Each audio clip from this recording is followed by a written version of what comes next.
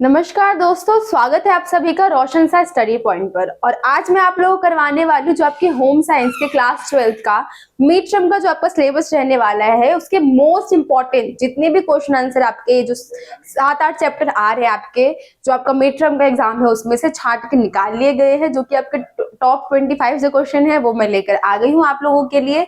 तो एंड तक इस वीडियो में बने रहिएगा।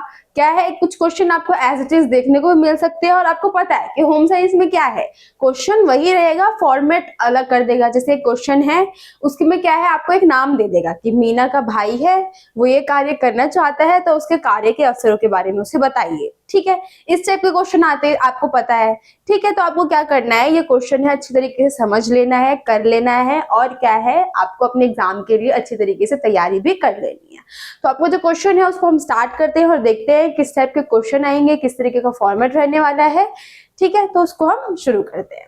तो यहाँ आपका जो फर्स्ट क्वेश्चन आपसे पूछ रखा है ये क्या है कि बेटी बचाओ बेटी पढ़ाओ योजना का प्रारंभ किन मंत्रालय के सहयोग से हुआ। ठीक है, किन मंत्रालयों ने इसकी स्थापना में जो है मदद की थी या अपना सहयोग दिया था। बेटी बचाओ बेटी पढ़ाओ योजना की हम बात कर लिए तो प्रधानमंत्री जो हमारे नरेंद्र मोदी जी, उनके द्वारा इसकी शुरुआत की गई थी। ठीक है, कब, जब भ्रूण हत्या बहुत ज्यादा हो रहा था, लिंग अनुपात में बहुत ज्यादा क्या है वो जो हम बोल सकते हैं एक डिस्टेंस बढ़ता जा रहा था कि जो बेटी है, जो महिलाएं हैं, उनका लिंग अनुपात कम होता जा रहा था। इसलिए क्या किया था, उन्होंने इसकी शुरुआत करवाई थी। किन किन मंत्रालयों ने इसमें सहयोग दिया था वो हम देख लेते हैं। तो महिला एवं बाल विकास मंत्रालय ने, स्वास्थ्य मंत्रालय और परिवार कल्याण मंत्रालय और मानव संसाधन विकास मंत्रालय। तो ये हमारे 3 मंत्रालय है, इन्होंने क्या है इसमें योगदान दिया था जो हमारी ये जो योजना थी इसके प्रारंभ में। ठीक है, तो ये आपका आंसर रहेगा इस क्वेश्चन का। नेक्स्ट हम देख लेते हैं क्या है। तो यहाँ आपसे पूछा है कि आपका जो कार्य है और जो आपका जीविका है और हमारा आजीविका है उसमें आपको अंतर बताना है। तो फर्स्ट यहाँ हम देख लेते हैं कार्य क्या है हमारा।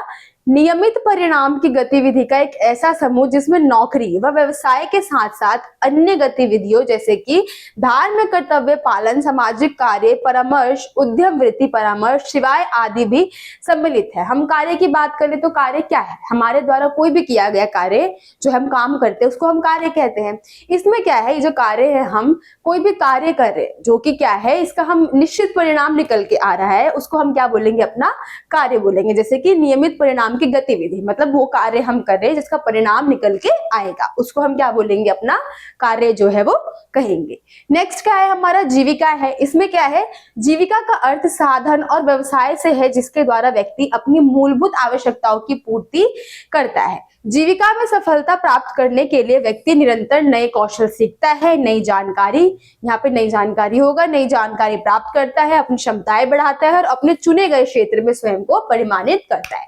यहाँ पे हम जीविका की बात करें तो क्या है, वो क्षेत्र जिसको हमने स्वयं से चुना हो, ऐसा कोई कार्य जिसको हमने खुद से चुना है, हम खुद करना चाहते हैं। ठीक है, तो इसमें क्या होता है, जीविका में हम हमेशा ही नए नए कौशल जो है, नई नई योग्यताएं जो है अपने फील्ड में उसको सीखते रहते हैं, उसी को हम क्या कहते हैं, अपना जीविका कहते हैं। और जीविका का हम मतलब समझ ले तो इसका अर्थ क्या है, साधन है और व्यवसाय है। ठीक है, नेक्स्ट क्या है, आजीविका है हमारा। इसमें क्या है, आजीविका के अंतर्गत नौकरी, व्यवसाय का अन्य कार्य आते हैं जिसके द्वारा हम धन अर्जित करते हैं, वह अपने परिवार की मूलभूत आवश्यकताओं की पूर्ति करते हैं। तो हमारा जीविका में क्या है, इसको हम नौकरी बोल सकते हैं एक तरीके से। ठीक है, जो हमारा यहाँ पे आया था क्वेश्चन में कार्य, जीविका तथा आजीविका, यहाँ से आपसे नौकरी भी पूछ लिया जा सकता है। ठीक है, आजीविका पूछे जरूरी नहीं है, यहाँ पे आपसे नौकरी पूछ लिया जाएगा, तो आपको ध्यान में रखना है। इसमें क्या है, हम किसी के अंदर जो है काम कर रहे हैं, किसी के अंतर्गत, किसी के नीचे है, हम वहां पे कार्य कर रहे हैं, हमसे कोई बड़ी पोजीशन में है, वो हमको बोल रहा है कि हमें ये काम कर रहा है, ये कार्य इतने दिन में पूरा करके देना है, तो उसको हम क्या बोलेंगे, नौकरी बोलेंगे। हम किसी के नीचे क्या है कार्य कर रहे हैं, उसकी एक समय निश्चित होगी। ठीक है, कुछ ज्यादा हमें सीखने को प्राप्त नहीं होगा, लेकिन हम जो कार्य कर रहे हैं उसमें हम जरूर सीख सकते हैं।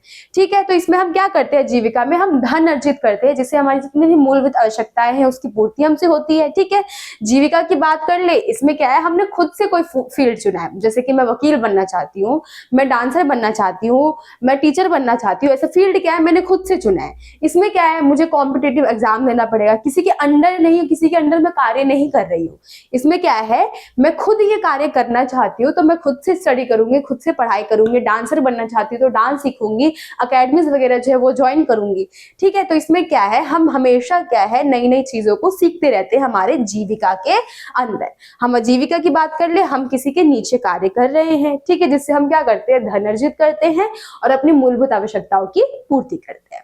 कार्य की हम बात करें तो ये क्या है, एक ऐसा नियमित हम काम जो भी कर रहे हैं जिसका कोई परिणाम निकल के आ रहा है, कोई भी एक हम बोल सकते हैं अंत जो है उसका निकल के आ रहा है, उसको हम कार्य बोलेंगे। ठीक है, तो ये आपका कार्य, जीविका और आजीविका था। ठीक, आई होप आपको ये समझ में आ गया होगा। आपको अगर स्क्रीनशॉट लेना है तो आप ले सकते हैं। ठीक है, अब आपका जो नेक्स्ट क्वेश्चन है हम उसको देख लेते हैं। तो यहाँ है कि जीविका का चुनाव करते समय हमें निम्न बातों का ध्यान रखना चाहिए। जो हमारी जीविका है उसका चुनाव करते समय हम किन किन बातों का ध्यान रखेंगे वो है। तो इसमें क्या है, मेरी विशेषताएं, प्रतिभा, अभिरुचियां क्या है, मतलब मेरी कौन सी विशेषताएं हैं। मैं ऐसे भी किसी कार्य में तो जा नहीं सकती हूँ जहां मुझे कोई इंटरेस्ट ही नहीं है, जहां मेरे अंदर कोई ऐसी खूबी नहीं है कि मैं उस कार्य को पूरा कर सकूं। तो मैं ऐसा कार्य तो नहीं चूज करूंगी, वही देखूंगी जो मेरे लिए जरूरी हो, मैं खुद कर सकूं, वो जो है कार्य मेरे योग्य हो और मैं उसके योग्य हूं, मैं वही देखूंगी। तो क्या है, हमें विशेष जो प्रतिभा है और जो हमारी अभिरुचियां है कि मुझे इस काम में इंटरेस्ट है और इसमें नहीं है, तो हम वही देख के क्या है कार्य का चयन जो है वो करेंगे। नेक्स्ट, क्या व्यवसाय प्रेरक और चुनौतीपूर्ण है। तो व्यवसाय जो है वो किसी रूप से मुझे क्या है, प्रेरणा दे रहा है और साथ ही में चुनौतीपूर्ण है या नहीं है। नेक्स्ट, क्या व्यवसाय मेरे लिए उपयोगी होने का बोध कराता है। अब मैं अपने लिए जीविका का अवसर चुन रही हूँ तो मैं ऐसा कोई भी कार्य नहीं करूंगी, ऐसे किसी चीज के लिए मैं मेहनत क्यों करूं जहां मुझे क्या है, अपनी जो भी चीजें है, मूलभूत आवश्यकताएं है, उसकी पूर्ति नहीं हो पाएगी, तो मैं ऐसा कार्य क्यों करूंगी। ठीक है, तो ये हम सबसे पहले यही क्वेश्चन पूछेंगे कि क्या है ये कार्य जो है वो मेरे लिए उपयोगी है या नहीं, जो चीजों की आवश्यकता है मुझे उसकी पूर्ति ये कार्य करने से हो पाएगी या नहीं हो पाएगी। ठीक है, नेक्स्ट क्या है, क्या कार्यस्थल का वातावरण व लोकाचार मेरे लिए उपयुक्त रहेगा। तो हम जहाँ कार्य करने का प्रयास करें, कोशिश करें कि हम वहां पे कार्य करेंगे, तो आसपास का जो वातावरण है मेरे लिए उचित होगा या नहीं होगा, उस वातावरण में मैं सही से रह पाऊंगी या नहीं रह पाऊंगी, ऐसा प्रश्न भी क्या है हमारे मन में आना चाहिए। कब, जब हम जीविका का अवसर कर रहे हैं। ठीक है, अपने लिए कोई भी कार्य, नौकरी जो है उसका चयन कर रहे हैं, तो हम क्या करेंगे, इन सारी बातों को ध्यान में रखेंगे। ठीक है, नेक्स्ट हम देख लेते हैं। तो यहाँ क्या है, आपका एग्रोनॉमिक्स, जो आपका सुकार्यकी है उसकी परिभाषा आपको देनी है। ठीक है, तो ये क्या है, हमारे सुकार्यकी, एग्रोनॉमिक्स दो ग्रीक शब्द से मिलकर बना है, जिसमें हमारा एग्रो क्या है, काम है, और नॉमिक्स क्या है, प्रकृति। ठीक है, हम जो भी कार्य प्रकृति के नियम के साथ जो कर रहे हैं उसको ही हम एग्रोनॉमिक्स कहेंगे, जो कि जिसमें क्या है, हमारे सुकार्यकी में ये हमारे जो मशीन है और जो हमारा विज्ञान है उसका सामंजस्य है। इसको मैं इजी लैंग्वेज में आपको बोलूँ तो। ठीक है, बाकी आपको डीपली एक्सप्लेनेशन आ जाए, आपसे ज्यादा मार्क्स में पूछ रहे तो आप इस तरीके से बता सकते हैं कि ये ग्रीक भाषा का शब्द है, जिसका एग्रो का मतलब क्या है, हमारा कार्य है, और नॉमिक्स का मतलब है प्रकृति के नियम। इसे मानव कारक अभियांत्रिक जो है हमारा ह्यूमन फैक्टर्स इंजीनियरिंग भी कहा जाता है। इसको हम क्या कहते हैं, इसे मानव कारक होगा, यहाँ पे मानव कारक अभियांत्रिक। ठीक है, ह्यूमन फैक्टर्स इंजीनियरिंग भी कहा जाता है, हमारा जो एग्रोनॉमिक्स है हम इसको ये भी बोलते हैं। ठीक है,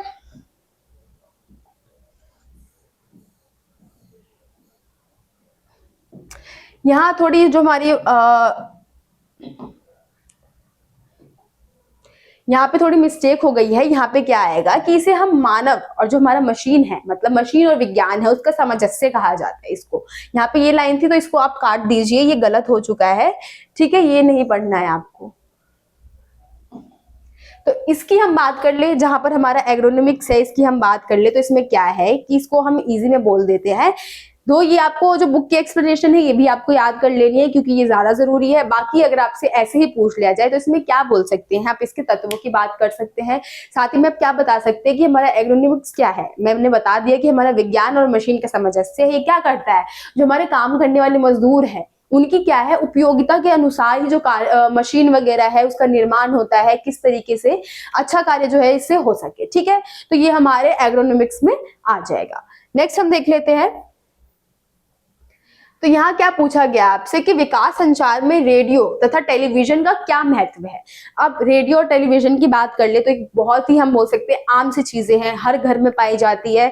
हम फोन में बात कर ले तो रेडियो तो हमें प्राप्त हो ही जाता है, ठीक है। टेलीविजन की बात कर ले, हर फोन में तो रेडियो हमें मिलता ही है। टेलीविजन आजकल तो हर जगह क्या है, टैब वगैरह रहने लग गया, टेलीविजन है, ये सारी चीजें क्या है मिल ही जाती है। तो आपको क्या है रेडियो तथा टेलीविजन का क्या वो है लाभ है, महत्व है, वो आपको बताना है। तो हम यहाँ पे बात कर रहे रेडियो की, तो काफी सस्ता है, क्या है सभी लोग क्या है इससे, जो हमारा रेडियो है एक श्रवण माध्यम है। तो अगर हम किसी को सूचना प्रदान करना चाहते हैं जो कि पढ़ा लिखा नहीं है, उसको भी क्या है इसे सूचना मिल जाएगी। साथ ही में हम टेलीविजन की बात कर ले तो इसमें हमारा श्रवण माध्यम, दृश्य माध्यम सभी है, ठीक है। हम देख के भी समझ सकते हैं हमारे टेलीविजन के द्वारा, ठीक है। नेक्स्ट हम इसमें देख लेते हैं इसमें क्या आंसर दे रखा है हमारा। तो क्या है, रेडियो तथा टेलीविजन सर्वाधिक लोकप्रिय, सबसे सस्ते, सुविधाजनक जनसंचार के माध्यम है। तो क्या है, रेडियो हमारे टेलीविजन जो है क्या है बहुत ही ज्यादा लोकप्रिय है, लोगों को बहुत ज्यादा अच्छे लगते हैं। साथ ही में क्या है ये काफी सस्ते भी हैं।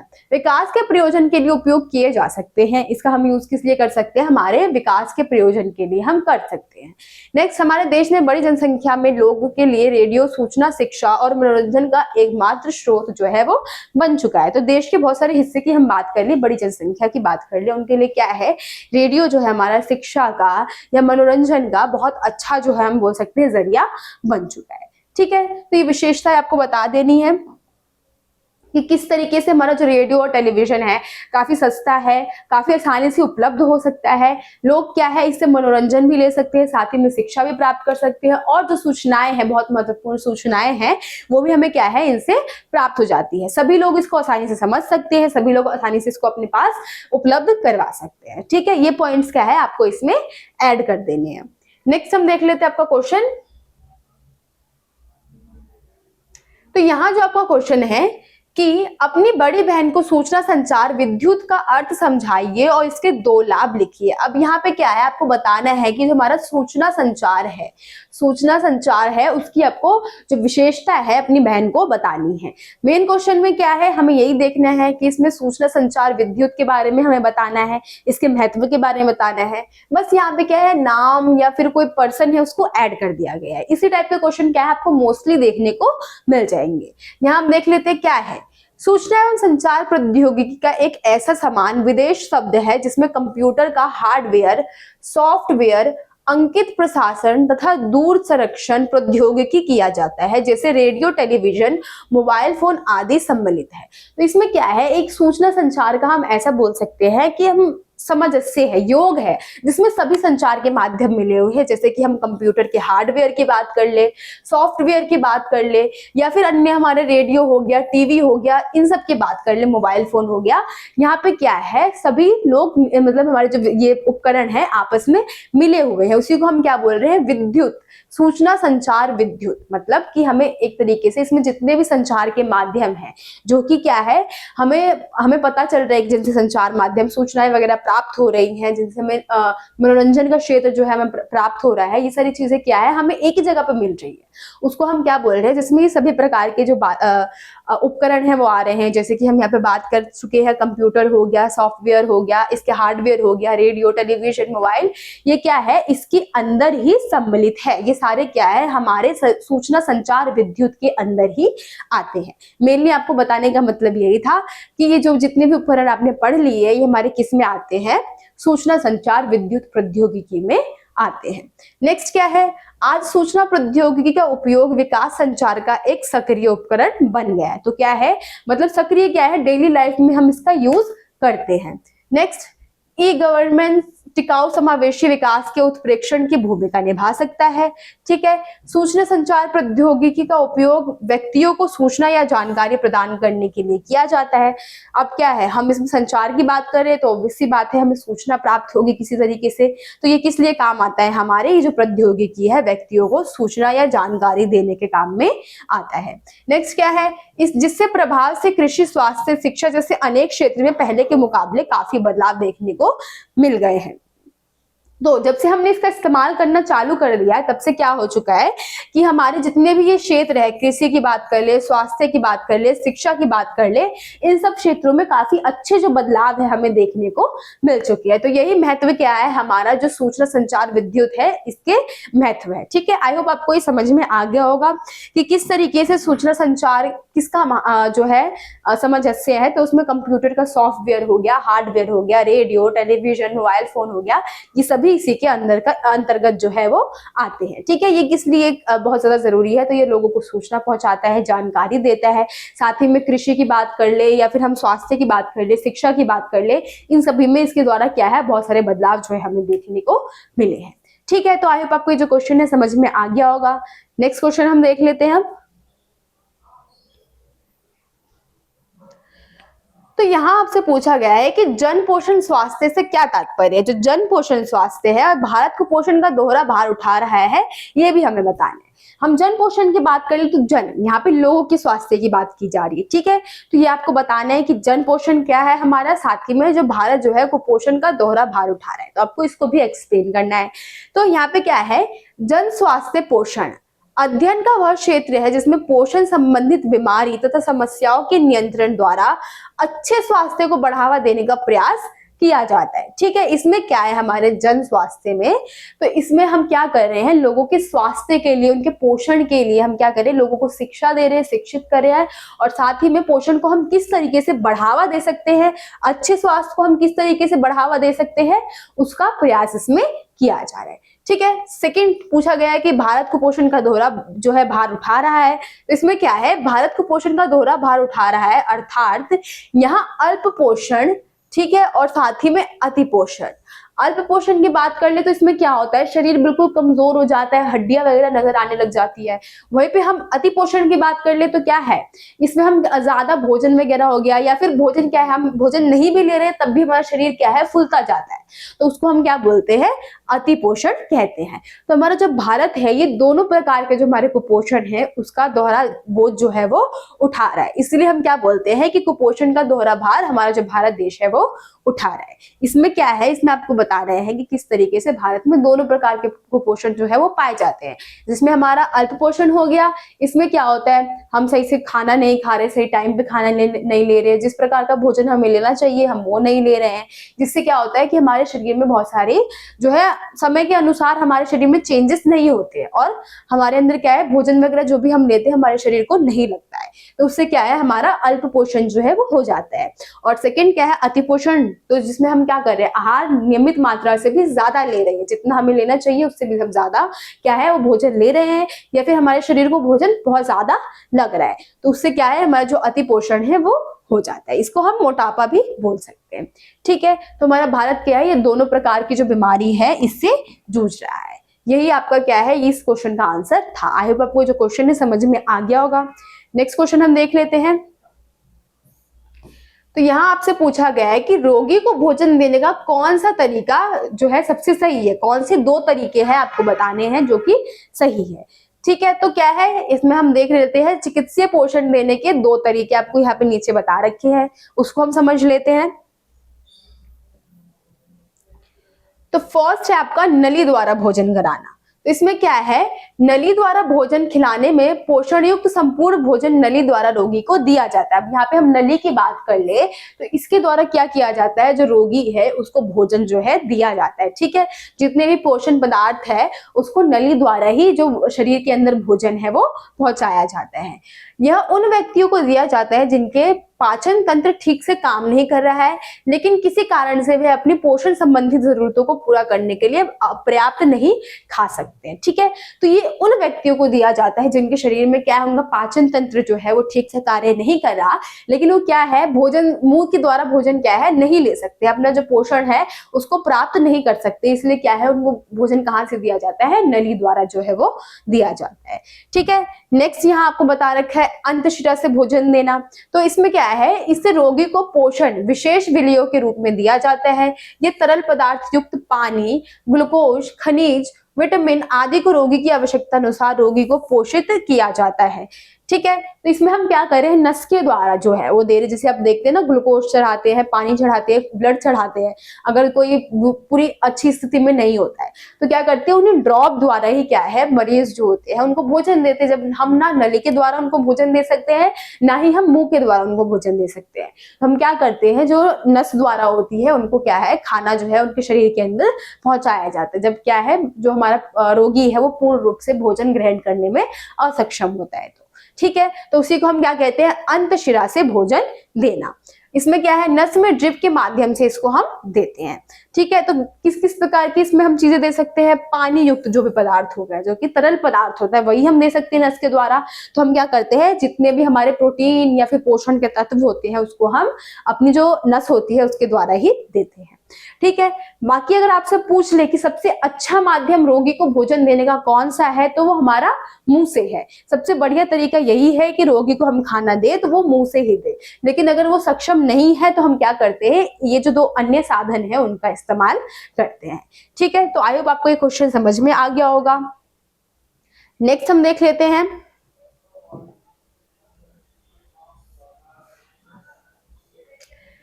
तो यहाँ आपसे पूछा गया है कि प्रारंभिक बाल्यावस्था देखभाल और शिक्षा में विद्यालय पूर्व केंद्र का क्या महत्व है। अब विद्यालय पूर्व जो हमारे केंद्र है उसका महत्व बताना है हमें, कि जो हमारा प्रारंभिक बाल्यावस्था है, देखभाल और शिक्षा है, इसमें हम क्या है, विद्यालय पूर्व शिक्षा की हम बात कर ले तो बहुत ज्यादा जोर दिया जा रहा है। हम विद्यालय से पहले क्या है जो शिक्षा प्राप्त करें उस पर बहुत ज्यादा जोर दिया जा रहा है। तो इसके कौन से महत्व है वो आपको बताने हैं। तो क्या है, इसमें क्या है महत्व, जो है बाल केंद्रित अधिगमन, खेल के द्वारा सीखना, दूसरों की संगति में जल्दी सीखता है, बच्चा स्वतंत्र रूप से भोजन करना सीखता है, अन्य बच्चों के साथ खुश रहता है, उन बच्चों के लिए लाभदायक है जिन्हें अतिरिक्त समर्थन की आवश्यकता होती है।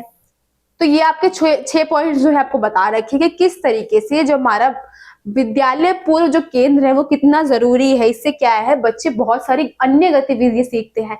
फर्स्ट वो अपने परिवार के माहौल से बाहर जाते हैं और बाहरी माहौल को देखते हैं कि आसपास के बच्चे किस तरीके से हैं, टीचर वगैरह किस तरीके का बर्ताव कर रहे हैं, उनके मन में जो भी कौशल वगैरह होती है, जैसे कि ड्राइंग बनाना हो गया, सिंगिंग करना हो गया, पोयम याद करना हो गया, ऐसी चीजें क्या है इसमें वो इंटरेस्ट लेना शुरू कर देते हैं। लोगों मतलब बच्चों से दोस्ती करना भी शुरू कर देते हैं, किस तरीके से बात करनी है, किस तरीके से दूसरों की मदद करनी है, ये सारी चीजें क्या है वो विद्यालय पूर्व जो हमारा है वहां से सीखना शुरू कर देते हैं। ठीक है, तो यही क्या है बहुत ज्यादा आवश्यक होता है जो हमारे विद्यालय पूर्व केंद्र है उनके लिए। क्या है ये, इसमें क्या करते हैं, जो छोटे बच्चे होते हैं उनको बहुत सारी ऐसी गतिविधियां सिखाते हैं जो कि उनके लिए बहुत ज्यादा जरूरी होती है कि वो बचपन से क्या है मैनर्स सीखे, और आगे चलकर जब वो विद्यालय में जाना शुरू करेंगे तो किस प्रकार से उनको बर्ताव जो है वो करना है। तो इसमें बता रखा है कि किस तरीके से क्या है बाल केंद्रित अधिगमन है, मतलब बच्चे जो है अच्छी तरीके से सीखते हैं, समझते हैं, या फिर खेल के द्वारा सीखना, खेल के द्वारा सिखाया जाता है उनको, दूसरों की संगति में जल्दी सीखता है। अब देख रहा है कि मेरे बगल वाला बच्चा बहुत अच्छी तरीके से कार्य कर रहा है तो मुझे भी बहुत जल्दी अच्छी तरीके से उसकी जैसा करना पड़ेगा। उससे क्या है बच्चा भी खुद ही जल्दी सीखना शुरू कर देता है। बच्चा स्वतंत्र रूप से भोजन करना सीखता है, अपने जो कार्य है छोटे मोटे कार्य क्या है बच्चा खुद से ही करना शुरू कर देता है, अन्य बच्चों के साथ खुश रहता है, दोस्ती करना भी शुरू कर देता है, या उन बच्चों के लिए लाभदायक है जिन्हें अतिरिक्त समर्थन की जरूरत है। या कुछ बच्चे ऐसे होते हैं जिनकी हम बात कर ले जो कि बातचीत करना पसंद नहीं करते हैं या फिर लोगों से दूर रहते हैं और सिर्फ अपने परिवार के अंदर ही रहते हैं, तो उनके लिए बहुत ज्यादा अच्छा है कि वो बाहरी माहौल में आएंगे और लोगों से, जो बच्चे हैं अपनी उम्र के बच्चे हैं उनसे बातचीत करेंगे और दोस्ती को बढ़ाएंगे। ठीक है, तो आई होप आपको जो क्वेश्चन है समझ में आ गया होगा कि कितना जरूरी है जो हमारा विद्यालय पूर्व केंद्र है उसकी शिक्षा हमारे लिए, हमारे बच्चों के लिए कितनी आवश्यक है। ठीक है, नेक्स्ट अब देख लेते हैं हम क्वेश्चन।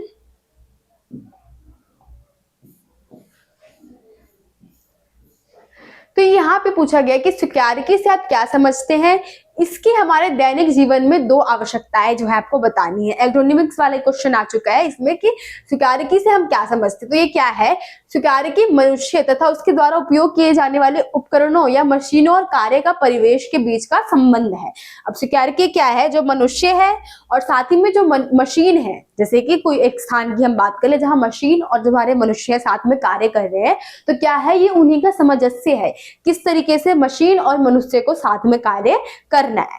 ठीक है, वही इसमें रखा गया कि किस तरीके से स्वीकार्यकी क्या है, मनुष्य है तथा उनके द्वारा उपयोग किए जाने वाले जितने भी उपकरण है, मशीन है, उनके कार्य के परिवेश के बीच का संबंध है, किस प्रकार से दोनों कार्य जो है वो कर रहे हैं, उसी के परिवेश का संबंध क्या है, हमारा स्वीकार्यकी जो है वो है। सामंजस्य की हम बात कर ले, हम वो भी बोल सकते हैं, सामंजस्य वर्ड आ जाए तब भी आपको ये याद रखना है, यही आएगा। संबंध की बात कर ले, यही आएगा, ठीक है। सहयोग की बात कर ले तब भी इसमें यही आएगा, ठीक है। नेक्स्ट इसमें क्या है, हमारे दैनिक जीवन में कौन सी आवश्यकताएं हैं वो हम देख लेते हैं। तो स्वीकार्यकी की आवश्यकताएं क्या है, सुरक्षा और स्वास्थ्य में सुधार लाना, सुरक्षा और स्वास्थ्य में सुधार लाना। अब मशीन द्वारा क्या किया जा रहा है, बहुत सारे कार्य किए जा रहे हैं, तो क्या है वहां पे असुरक्षित भी महसूस होगा। मशीनों की बात कर ले, बहुत सारी दुर्घटनाएं जो है सुनते रहते हैं, तो ये क्या करते हैं, स्वीकार्यकी के द्वारा जो सुरक्षा है और साथ ही में स्वास्थ्य है उसमें क्या है, ये धीरे धीरे सुधार जो है वो लेकर आ रहा है। कार्यस्थल की उत्पादकता को बढ़ाना, अब मशीन है मनुष्य है, दोनों साथ में कार्य कर रहे हैं, तो कोई भी उत्पाद है उसकी उत्पादकता क्या है, इसको बढ़ाना क्या है, स्वीकार्यकी का एक कार्य है। नेक्स्ट, उत्पादकता उपकरणों को प्रभावी बनाना। कोई भी जो उत्पादक है उसके उपकरण है, जो मशीन वगैरह है, उसको अच्छी तरीके से प्रभावी बनाना किसका कार्य है, हमारे स्वीकार्यकी का कार्य है, कि किस तरीके से जो मशीन है वो अच्छी तरीके से कार्य करे। नेक्स्ट, आरामदायक काम का माहौल प्रदान करने के लिए कार्य संतुष्टि को बढ़ाना। अब क्या है, मनुष्य भी कार्य कर रहे हैं वहां पे, तो उनके लिए क्या किया जा रहा है, ऐसा माहौल, आरामदायक माहौल बनाया जा रहा है जिससे क्या कर रहे हैं, वो कार्य में संतुष्टि जो है उसको बढ़ावा प्रदान किया जा रहा है। मनुष्य जो कार्य कर रहे हैं उसमें क्या है, संतुष्टि को बढ़ाया जा रहा है, किसके द्वारा, हमारी स्वीकार्यकी के द्वारा। तो ये दैनिक जीवन में क्या है, स्वीकार्यकी की आवश्यकताएं हैं, ठीक है। तो आई होप आपको ये समझ में आ गया होगा। नेक्स्ट हम क्वेश्चन देख लेते हैं। तो ये क्वेश्चन क्या है, आपसे पूछा गया है कि बच्चों के संवेदनशील होने के क्या कारण है। अब हम छोटे बच्चों की बात कर ले तो उनके संवेदनशील होने के क्या कारण है, फर्स्ट क्वेश्चन यहाँ पे हम बना लेते हैं। सेकंड, हमारे देश के बच्चों के लिए चल रही कोई 2 योजना के बारे में विस्तार से बताना है। तो आपको ये क्या है, योजना भी 1-2 जो है उसको अच्छी तरीके से याद कर लेना है। तो बच्चों के संवेदनशील होने की हम बात कर ले तो कुछ बच्चे ऐसे होते हैं जो कि अनाथ होते हैं। रोड पे आप देखते हैं बच्चे लोग कुछ होते हैं जो चोरी की चकारी है वो करना शुरू कर देते हैं, उनको भी हम संवेदनशील समूह में रखते हैं। साथ ही में कुछ ऐसी हम बच्चों की बात कर ले, महिलाओं की बात कर ले, मतलब जो बच्चियां होती है, बालिकाएं होती है, उनकी बात कर ले जिनके साथ गलत व्यवहार किया जाता है या ऐसा कुछ, मतलब माहौल क्या है, उनको ठीक माहौल प्राप्त नहीं होता है अपने घर के अंदर, तो क्या है, उन बच्चों को भी हम संवेदनशील की कैटेगरी में रखते हैं। तो ये बच्चे इसी प्रकार से संवेदनशील होते हैं। कुछ बच्चे क्या है, चोरी चकारी कर रहे हैं, कम उम्र में उन्होंने यही सीख लिया, तो उनको लिए क्या किया जाता है, उनको एक अलग हम बोल सकते हैं बाल गृह होता है उसमें रखा जाता है, जहाँ पे उनको क्या है, लोगों के साथ बर्ताव करना, बातचीत करना, ये सारी चीजें सिखाई जाती है। साथ ही में एक ऐसा बच्चा जिसका माहौल क्या है, पूर्ण रूप से उसको सही नहीं प्राप्त हुआ है, जिस माहौल में वो रहना चाहता था वैसा माहौल प्राप्त नहीं हुआ है, या किसी बच्चे के साथ दुष्व्यवहार हुआ है, उन सबको भी हम क्या करेंगे, संवेदनशील की समूह में रखेंगे, लेकिन उनके साथ एक अलग तरीके का व्यवहार किया जाएगा, क्योंकि उनको क्या है, बहुत ज्यादा प्यार की आवश्यकता होगी, बहुत ज्यादा स्नेह की आवश्यकता होगी, ठीक है। तो क्या है, बच्चों के संवेदनशील होने के कौन से कारण है, बाल्यावस्था सभी क्षेत्रों में तीव्र विकास की अवधि होती है, ठीक है। हम बचपन से सीखना शुरू करते हैं, तो सबसे ज्यादा हम कब सीखते हैं, अपने बचपन के समय में ही सीखते हैं। बच्चों की भोजन, आवास, स्वास्थ्य देखभाल, प्रेम, पालन, प्रोत्साहन की आवश्यकताओं को समग्र रूप से पूरा किया जाना है, पर बच्चे प्रतिकूल प्रभाव पड़ता है, नहीं तो बच्चे संवेदनशील हो जाते हैं, ठीक है। अब बच्चों को क्या है, बहुत सारी चीजों की आवश्यकता होती है, जैसे कि प्यार की हम बात कर ले, भोजन की, स्वास्थ्य की, देखभाल की, इन सब की आवश्यकता हर बच्चे को होती है, ठीक है। तो यही है कि अगर उनको ये सारी चीजें प्राप्त नहीं होती है तो क्या करते हैं वो बच्चे, क्या है, संवेदनशील हो जाते हैं। नेक्स्ट, यहाँ पे आपको 2 संगठन बताए गए हैं, क्या है, फर्स्ट आपका SOS है, SOS बालगांव है जो हमारा, इसमें क्या है, यह एक गैर सरकारी सामाजिक संगठन है, ठीक है, जिसका उद्देश्य क्या है, अनाथ और परित्यक्त बच्चों की दीर्घकालीन देखभाल प्रदान करता है। अब ऐसे बच्चे जिनको क्या है, जो अनाथ है या फिर जिनको परित्याग कर दिया गया, जिनके घर वालों ने उनको छोड़ दिया है, या फिर ऐसे बच्चे जिनके माता पिता के बारे में कोई जानकारी नहीं है, क्या करते हैं, उन बच्चों को अपने पास रखते हैं और क्या है, दीर्घकालीन देखभाल देते हैं, मतलब लंबे समय के लिए, दीर्घकालीन की हम बात कर ले, दीर्घ क्या होता है, लंबे समय के लिए उसकी देखभाल जो है वो करते हैं। प्रत्येक SOS घर में एक माँ है जो 10 से 15 बच्चों की देखभाल करती है। वह एक पारिवारिक प्रकार का वातावरण वातावरण प्रदान करते हैं, बच्चे एक दूसरे से प्यार करते हैं, जो अन्य दर्दनाक अनुभव से उबरने में मदद करता है। तो ये जो हमारा बाल गांव है, यहाँ पे क्या है, हर जो हम बोल सकते हैं समूह के बच्चे, जहाँ पे 10-15 बच्चे हैं, वहां पे क्या है, उनकी एक माँ होती है, एक लेडी है जिनको वो लोग माँ बोलते हैं, और जहाँ पे क्या है, उन बच्चों को एक घर का जो वातावरण है, माहौल है, वो प्रदान किया जाता है, जिससे क्या है, बच्चे के साथ जो भी गलत व्यवहार हुआ है या फिर जो भी उसका दुख दर्द है, उससे वो दूर हो सके। ठीक है, तो ये हमारा क्या है, एसओएस बाल गांव के कार्य है। नेक्स्ट हम देख लेते हैं, इसी में दे रखा है सेकंड, बाल गृह में सरकार द्वारा 3 से 18 वर्ष के बच्चों के लिए चलाए जाते हैं, जो विभिन्न कारणों से राज्यों की परिधि में है। तो ये किन बच्चों के लिए चलाए जाते हैं, हमारा जो बाल गांव है, तो ये 3 से 18 वर्ष के बच्चों के लिए चलाए जाते हैं। ठीक है, नेक्स्ट हम देख लेते हैं,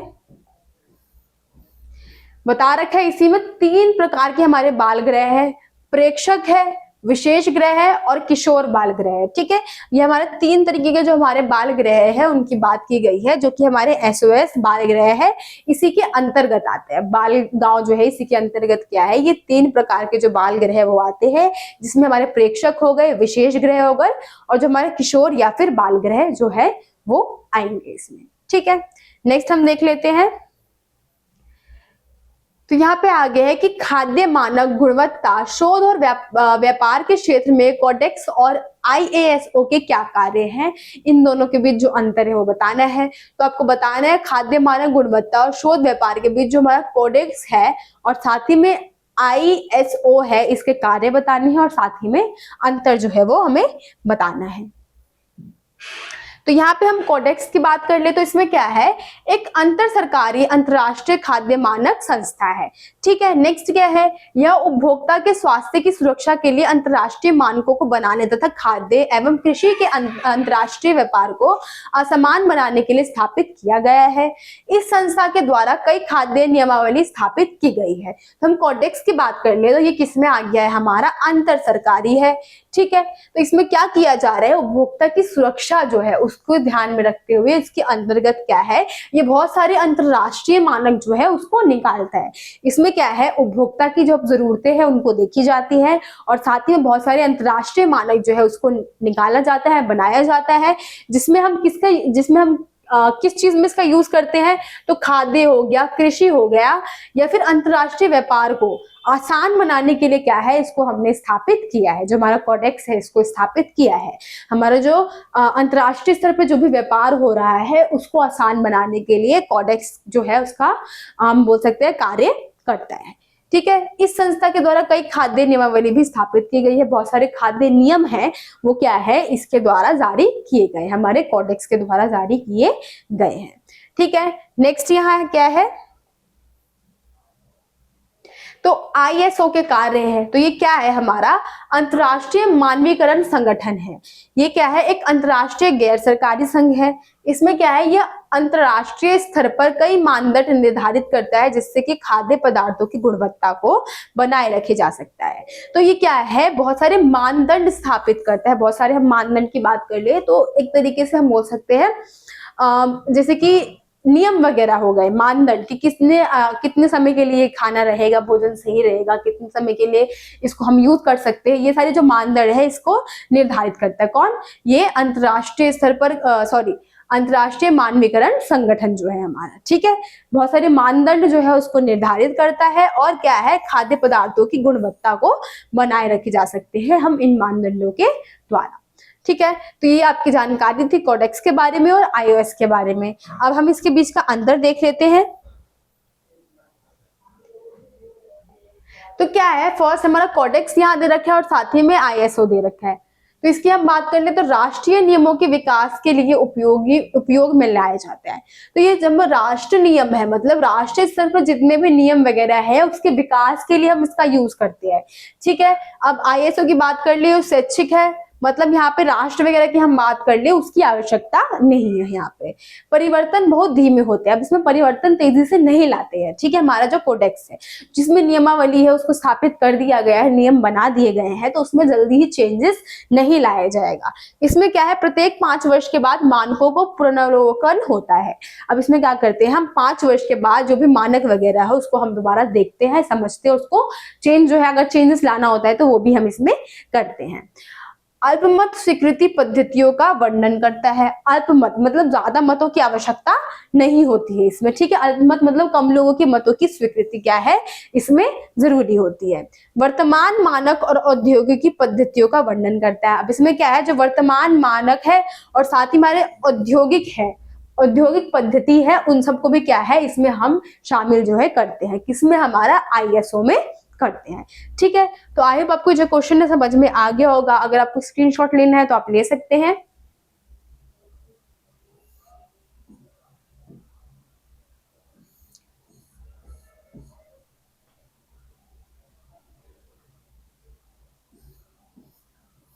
अब आपको जो नेक्स्ट क्वेश्चन हम देख लेते हैं, तो यहाँ आपसे पूछा गया कि अभियान क्या है, अभियान के बारे में पूछा और साथ ही में विकास संचार के कोई 2 अन्य माध्यम बताइए और कोविड व्यवहार पर एक स्लोगन तैयार करना है। तो इसमें क्या है, आपको अभियान बताना है, साथ ही में हमने किस तरीके से अभियान चलाने के लिए कोविड के लिए कोई ऐसा स्लोग बताने, जैसे कि हमने बहुत सारी चीजें जो है कोविड-19 के समय में की थी, तो यहाँ पे क्या है, आपको इस तरीके से स्लोगन जो है वो तैयार करना है और विकास संचार के कोई अन्य माध्यम जो है हमें वो भी बताने हैं। तो हम उसको देख लेते हैं। तो फर्स्ट यहाँ जो है आपसे अभियान बताया गया है कि अभियान क्या है। तो अभियान में हम देख लेते हैं, तो यहाँ हम अभियान की बात कर ले तो मोस्टली हम अभियान से क्या समझते हैं कि अभियान क्या है, हम किसी भी कार्य को पूरा करने के लिए क्या कर रहे हैं, किसी तरीके की मुहिम चला रहे हैं, उसको हम अभियान बोल सकते हैं। तो यहाँ हम अभियान की डेफिनेशन देख सकते हैं, क्या है यहाँ पे कि बैठकों, लेखों में लिखित सामग्री के वितरण या प्रदर्शनी द्वारा किसी विशेष उद्देश्य के लिए प्रयास किया करना अभियान कहलाता है। तो इसमें हम क्या है, कोई भी हमारा विशेष उद्देश्य है जिसकी हम पूर्ति करना चाहते हैं, तो उसके लिए हम जो भी प्रयास कर रहे हैं उसको हम क्या बोलेंगे, अभियान कहेंगे। ऐसा कोई भी कार्य, कोई भी विशेष कार्य जिसकी हमें पूर्ति करनी है, उसको हम जो भी प्रयास करेंगे वो किसमें आ जाएगा, हमारा अभियान में आ जाएगा। ठीक है, विकास संचार के अन्य साधन की हम बात कर ले तो रेडियो, टेलीविजन, प्रिंट माध्यम, सूचना एवं संचार प्रौद्योगिकी। ठीक है, इसमें क्या है, रेडियो, टेलीविजन ऊपर हमने पढ़ लिया था। ठीक है, अगर आपसे एक्सप्लेनेशन पूछ ली जाए तो आपको इसमें बता देनी है। ठीक है, बाकी यहाँ पर आपसे सिर्फ संचार के अन्य माध्यम जो है वो पूछा गया था, तो यहाँ पे हमने बता दिया है कि रेडियो हो गया, टेलीविजन हो गया, प्रिंट माध्यम हो गया, सूचना एवं संचार प्रौद्योगिकी हो गया, अन्य आपको पता है वो भी आप इसमें ऐड कर सकते हैं। अब यहाँ पे स्लोगन की बात की जा रही है, तो इस तरीके से क्या है, आपको स्लोगन में क्या करना है कि राइम बनानी है, जैसे बड़े बुजुर्गों का रखे ख्याल, तोड़े हम कोरोना का जाल, तीसरे चरण में रहे सतर्क, रोके वायरस की यह जान। ठीक है, तो आपको क्या करना है, राइम बनाते हुए आप क्या है, स्लोगन तैयार करना है। वैसे आई थिंक सो कि स्लोगन जैसा कोई क्वेश्चन तो आएगा नहीं, लेकिन हाँ ऊपर जो है अभियान वगैरह हो गया या फिर विकास संचार के अन्य साधन हो गया, ये क्वेश्चन क्या है आपसे पूछ लिया जा सकता है। ठीक है, तो आई होप आपको जो क्वेश्चन है समझ में आ गया होगा। नेक्स्ट हम आपका क्वेश्चन जो है वो देख लेते हैं। तो यहाँ आपसे पूछा गया है कि आपको जो रेड रिबन एक्सप्रेस अभियान है ये क्या है और इसके विस्तार में कोई भी 5 उद्देश्य वो आपको बताने हैं। रेड रिबन की हम बात करें तो ये क्या है, एड्स महामारी के लिए इसको चलाया गया था। यहाँ पे क्या किया गया था, एक रेल है उसको चलाया गया था, साथ ही में बहुत सारे ऐसे गांव हैं, ऐसी जगह है जहाँ पे क्या है उस ट्रेन को लेकर जाया गया था और साथ ही में एड्स महामारी जो है हमारी उसके बारे में लोगों को जागरूक किया गया था। ठीक है, तो इसलिए हमने क्या किया था, अपना जो रेड रिबन एक्सप्रेस अभियान है इसको हमने चलाया था। ये भी एक तरीके की हम मुहिम की बात कर सकते हैं। ठीक है, किसी भी चीज के हम उद्देश्य की प्राप्ति कर रहे हैं, हमारा उद्देश्य था कि लोगों को एड्स महामारी है उसके बारे में जानकारी जो है वो प्राप्त हो। लोगों ने क्या पहले धारणा बना रखे थे, जिसको ये समस्या है उससे हमें दूर रहना है, ये समस्या क्या है फैल सकती है, तो वो क्या करते थे, उन लोगों को बिल्कुल समाज से अलग कर देते थे, जो कि एक सही धारणा नहीं थी। तो उसी को समझाने के लिए, उसके बारे में बताने के लिए क्या किया गया था, जो ये हमारा रेड रिबन एक्सप्रेस है इसको चलाया गया था। ठीक है, तो हम यहाँ पे देख लेते हैं इस अभियान के बारे में क्या है। Red ribbon express HIV AIDS के बारे में जागरूकता उत्पन्न करने के लिए देशव्यापी अभियान था।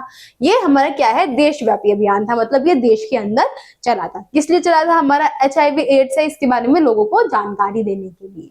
फिर परियोजना को राष्ट्रीय एड्स नियंत्रण संगठन नाको, नेहरू युवा केंद्र अब यहाँ पे नाको की आपको फुल फॉर्म में याद कर ले रही है, नेहरू युवा केंद्र संगठन है तथा यूनिसेफ तथा यूएन एड्स आदि अंतरराष्ट्रीय एजेंसियों ने भारतीय रेलवे के साथ मिलकर कार्यान्वित किया था। इसमें भी क्या है, बहुत सारे संगठन जो है वो शामिल हुए थे, ठीक है, जैसे कि राष्ट्रीय एड्स नियंत्रण संगठन फर्स्ट हमारा संगठन है, सेकंड हमारा नेहरू युवा केंद्र संगठन है, थर्ड हमारा यूनिसेफ है और फोर्थ हमारा क्या है, यूएन एड्स अंतरराष्ट्रीय जो है हमारा कौन सा हो गया, हमारा फोर्थ संगठन हो गया, अंतरराष्ट्रीय एजेंसी है। और क्या है, भारतीय रेलवे भी इसके अंदर था। इन्होंने क्या किया था, ये जो 5 हम बोल सकते हैं, पहले तो हम 4 संगठन और साथ ही में हमारा भारतीय रेलवे है, इन्होंने साथ में मिलकर क्या किया था, इस अभियान को जारी जो है वो किया था। नेक्स्ट क्या है, रेड रिबन एक्सप्रेस यात्रा कन्याकुमारी से प्रारंभ हुई थी। इसमें परिक्रमा शैली को अपनाया गया था। ये कहाँ से शुरू हुई थी, हमारी कन्याकुमारी से इसकी शुरुआत जो है वो हुई थी। आपको ये क्वेश्चन याद रखना है, हो सकता है आपसे एमसीक्यू में पूछ लिया जा सकता है। नेक्स्ट, विशेष रूप से डिजाइन की गई ये रेलगाड़ी एक वर्ष में 9000 किलोमीटर से अधिक चली थी, ठीक है। तो ये क्या किया था इन्होंने, ये जो विशेष रूप से तैयार की गई थी, ये क्या किया था, एक वर्ष में 9000 किलोमीटर से भी ज्यादा चल गई थी। इसमें 180 जिले और स्टेशन तक किए गए थे। 43,200 गांव में कार्यक्रम तथा क्रियाकलाप आयोजित किया गया था।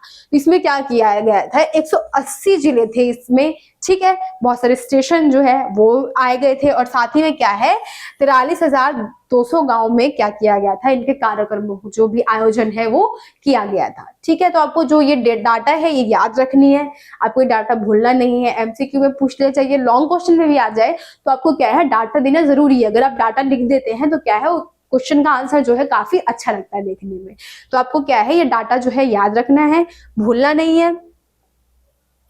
तो आपको अगर स्क्रीनशॉट लेना है तो आप ले लीजिए। नेक्स्ट इसके बाद जो इसका उद्देश्य है हम उसको देखेंगे। तो हम उद्देश्य देख लेते हैं।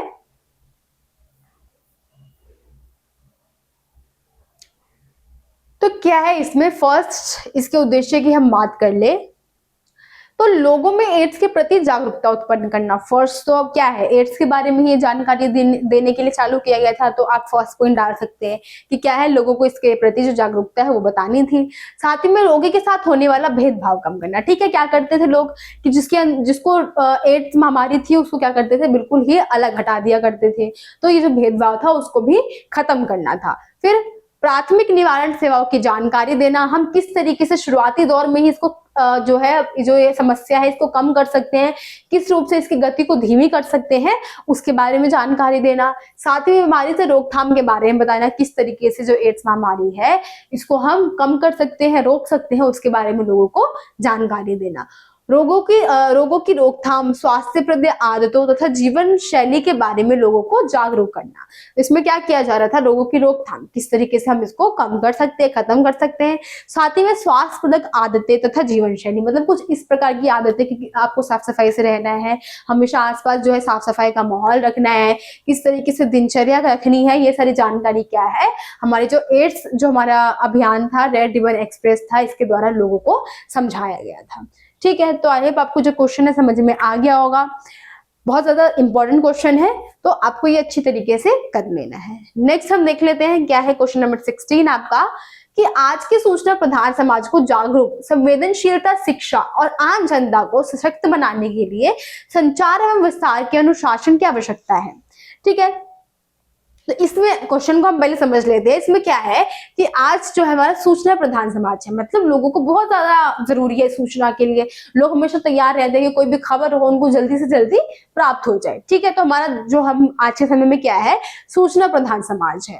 साथ ही में क्या है, लोगों को जागरूकता, संवेदनशीलता, शिक्षा और आम जनता को सशक्त बनाने के लिए संचार एवं विस्तार के अनुशासन की आवश्यकता है। अब यहाँ पे क्या है, अनुशासन की बात की गई है कि किस तरीके से इन सब चीजों के लिए एक अनुशासन की आवश्यकता है, नियम की आवश्यकता है, ठीक है।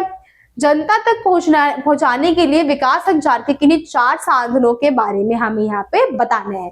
तो हमें मेनली क्या बताना है, इसमें जो विकास संचार है उसके जो भी 4 साधन है उसके बारे में हमें मेनली इसके अंदर बताना है। तो फर्स्ट यहाँ पे हम देख लेते हैं, तो क्या है, अभियान। जैसे कि हमने रेड रिबन एक्सप्रेस की बात की थी, तो इस प्रकार के अभियान क्या है, ये भी हमारा अभियान ही है। इसमें हम क्या करते हैं, जो भी जागरूकता है लोगों को फैलाने के लिए, हम एक प्रकार से सूचना ही दे रहे हैं लोगों को, ठीक है। तो अभियान के दौरान हम क्या करते हैं कि कोई भी हमारा मुख्य उद्देश्य हम एक ले लेते हैं कि लोगों को क्या करना है, बेटी बचाओ योजना है, बेटी पढ़ाओ योजना है, उसके बारे में जानकारी देनी है। तो क्या है, वो भी हमारा एक तरीके से अभियान मुहिम हो गया, हमने मुहिम चालू की, लोगों तक हमें उसके बारे में समझाना है। लेकिन जब वो चीज आई थी तो क्या है, रेडियो वगैरह, टेलीविजन वगैरह, इनकी शुरुआत काफी अच्छी तरीके से हो चुकी थी, ठीक है। तो ये है कि क्या है, अभियान में विभिन्न संचार विधियों तथा सामग्री जैसे बैठक, भ्रमण, समाचार पत्र, लेख पत्रक तथा पूर्व निश्चित समय के लिए किसी विषय पर प्रदर्शनियों का मिलना जुलना उपयोग है, ठीक है। तो अभियान में हम क्या करें, एक मुख्य उद्देश्य हमारा, उसकी प्राप्ति के लिए हम क्या करें, लोगों को किसी प्रकार से जो सूचना है वो दे रहे हैं, ठीक है। उसको हम क्या बोलेंगे, अपना अभियान जो है वो बोलेंगे। रेडियो तथा टेलीविजन हमारे संचार के माध्यम में आ जाएंगे। इसके द्वारा हम क्या कर सकते हैं, लोगों को आसानी से क्या है, बहुत ज्यादा सस्ते भी है, लोग इसको रखना भी पसंद करते हैं, और साथ ही में क्या है, ये काफी लोकप्रिय भी है। तो इसमें क्या है, सर्वाधिक लोकप्रिय, सबसे सस्ते तथा सुविधाजनक जनसंचार माध्यम है जो विकास के प्रयोजन के लिए उपयोग में लाए जाते हैं। नेक्स्ट हमारा मुद्रण माध्यम है। मुद्रण माध्यम की बात करें, न्यूज़पेपर है हो गया, उसकी हम बात कर ले, प्रिंटेड माध्यम तो क्या है, राष्ट्रीय तथा क्षेत्रीय दैनिक समाचार पत्रों में छपने वाले अधिकांश समाचार शहरों के लिए होते हैं और ये सतत शिक्षा का एक माध्यम है। तो ये हमारे संचार का एक बहुत अच्छा माध्यम है कि हम क्या कर रहे हैं, इसको हम हिंदी की बात कर ले, हमने हिंदी में हमारा जो आपका जो अभिव्यक्ति माध्यम मुख्य है उसमें आपने पढ़ा होगा इन सबकी विशेषताओं के बारे में, ठीक है। तो इसकी हम बात कर ले तो क्या है, हमारा मुद्रण माध्यम है, प्रिंटेड माध्यम है, उसकी हम बात कर ले तो कितना सही है ये हमारे लिए कि हम क्या कर सकते हैं, इसको हम समझ सकते हैं, पढ़ सकते हैं, साथ ही में हम लंबे समय के लिए इसको हम अपने पास रख भी सकते हैं। कोई सूचना है जो हमें याद रखनी है, कभी हमारे काम आएगा, तो उसको हम अपने पास रख सकते हैं, ठीक है। तो ये भी हो सकता है, और साथ ही में सूचना बहुत अच्छी तरीके से देता है, शिक्षा का एक बहुत अच्छा माध्यम है। नेक्स्ट, सूचना और संचार प्रौद्योगिकी। सूचना और संचार प्रौद्योगिकी मतलब ऐसी टेक्नोलॉजी जिसके द्वारा हम सूचना है, संचार है, उसको पहुंचा रहे हैं लोगों तक। तो क्या है, एक समावेशी शब्द है जिसमें कंप्यूटर का हार्डवेयर तथा सॉफ्टवेयर, अंकीय प्रसारण तथा दूर संचार प्रौद्योगिकी का सम्मिलित होना। अब इसमें क्या है, एक समावेशी शब्द है, मतलब इसमें बहुत सारी चीजें मिलनी जुली है। समावेश मतलब बहुत सारी चीजों का समावेश है, इसके अंदर बहुत सारी चीजें हैं, जैसे कि क्या है, कंप्यूटर का हार्डवेयर हो गया, सॉफ्टवेयर हो गया, अंकीय प्रसारण हो गया, किस प्रकार से अंक गणित के द्वारा प्रसारण किया जा रहा है, दूर संचार प्रौद्योगिकी, ये सारी चीजें क्या है, हमारी इसमें सम्मिलित है। तो आई होप आपको जो क्वेश्चन है समझ में आ गया होगा। देखिए मेनली क्वेश्चन क्या था, इसमें ऊपर की हम लाइन की बात कर लिए, क्वेश्चन तो कहीं मिलता जुलता ही नहीं था, लेकिन हम नीचे की बात कर ले तो क्वेश्चन हमारा यहाँ तक था कि जनता तक पहुंचने के लिए विकास संचार के किन्हीं 4 साधनों के बारे में हमें बताना है। मेन क्वेश्चन बस इतना ही था। ऐसे ही आपके पेपर में आएगा, 1 से 2 लाइन जो होगी हमारे मेन क्वेश्चन की होगी, बाकी जो पैराग्राफ दिया होगा वो फालतू का ही होगा, ठीक है। क्वेश्चन की बात कर लेते हैं, बाकी आप उसको मत देखिएगा, जो केस स्टडी आपके क्वेश्चन आ जाते हैं वो काफी जरूरी है, आपको पढ़ना भी पड़ेगा पूरा, ठीक है। तो बाकी मैं क्वेश्चनों के बारे में बता दे रही हूँ, 1 से 2 लाइन जो मेन होगी आपकी क्वेश्चन की होगी, बाकी अगर बहुत लंबा चौड़ा दे रखा है तो वो किसी काम का नहीं है, ठीक है। नेक्स्ट हम देख लेते हैं,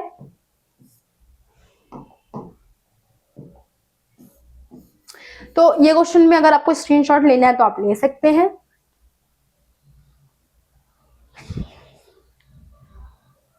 ठीक है, अब नेक्स्ट क्वेश्चन जो हम उसको देख लेते हैं अपना। क्वेश्चन नंबर 17 है, तो इसमें क्या है, विकास संचार का अर्थ है संचार की क्षमता को सामाजिक विकास के लिए एक प्रमुख उत्प्रेरक की भांति उपयोग में लाना। इनकी किन्हीं 4 मुख्य विशेषताओं के बारे में बताना है। अब इसमें क्या है, आपको विकास संचार जो है उसकी विशेषताओं के बारे में बताना है। विकास संचार किस प्रकार से अच्छा है, लोगों के लिए लाभदायक है, ये सारी चीजें आपको इसमें बतानी है। तो क्या है, हम देख लेते हैं कि विकास संचार की निम्नलिखित विशेषताएं हैं। आपको ये लाइन भी ऐड कर देनी है, इससे भी क्या है, क्वेश्चन बहुत ज्यादा अट्रैक्टिव लगता है। तो ये क्या है, यह सामाजिक आर्थिक विकास तथा व्यक्तियों तथा सामान्य जन समुदाय की सुख शांति की ओर उन्मुख है। तो हमारा विकास संचार में क्या है, ये हमारे जो सामाजिक हो गया, आर्थिक विकास के लिए बहुत ज्यादा जरूरी है, व्यक्तियों तथा सामान्य जन समुदाय की सुख शांति की ओर उन्मुख है। मतलब विकास संचार से क्या है, हमारी जो जनता है उनकी सामाजिक आर्थिक संतुष्टि भी हो रही है, साथ ही में उनको सुख और शांति जो है वो भी प्राप्त हो रहा है, किससे, हमारे विकास संचार के माध्यम से, ठीक है। नेक्स्ट हम देख लेते हैं, तो क्या है इसमें, इसका उद्देश्य समुदाय को सूचना देना है। क्या है इसका मुख्य उद्देश्य, क्या है, हमारे समुदाय को सूचना देना है। इससे क्या है, सूचना मिलती है और शिक्षा भी मिलती है। हमारा जो विकास संचार है इसके द्वारा क्या है, हमारे समाज को बहुत सारी सूचनाएं जो है वो भी प्राप्त करवाई जाती है और साथ ही में शिक्षित भी किया जाता है।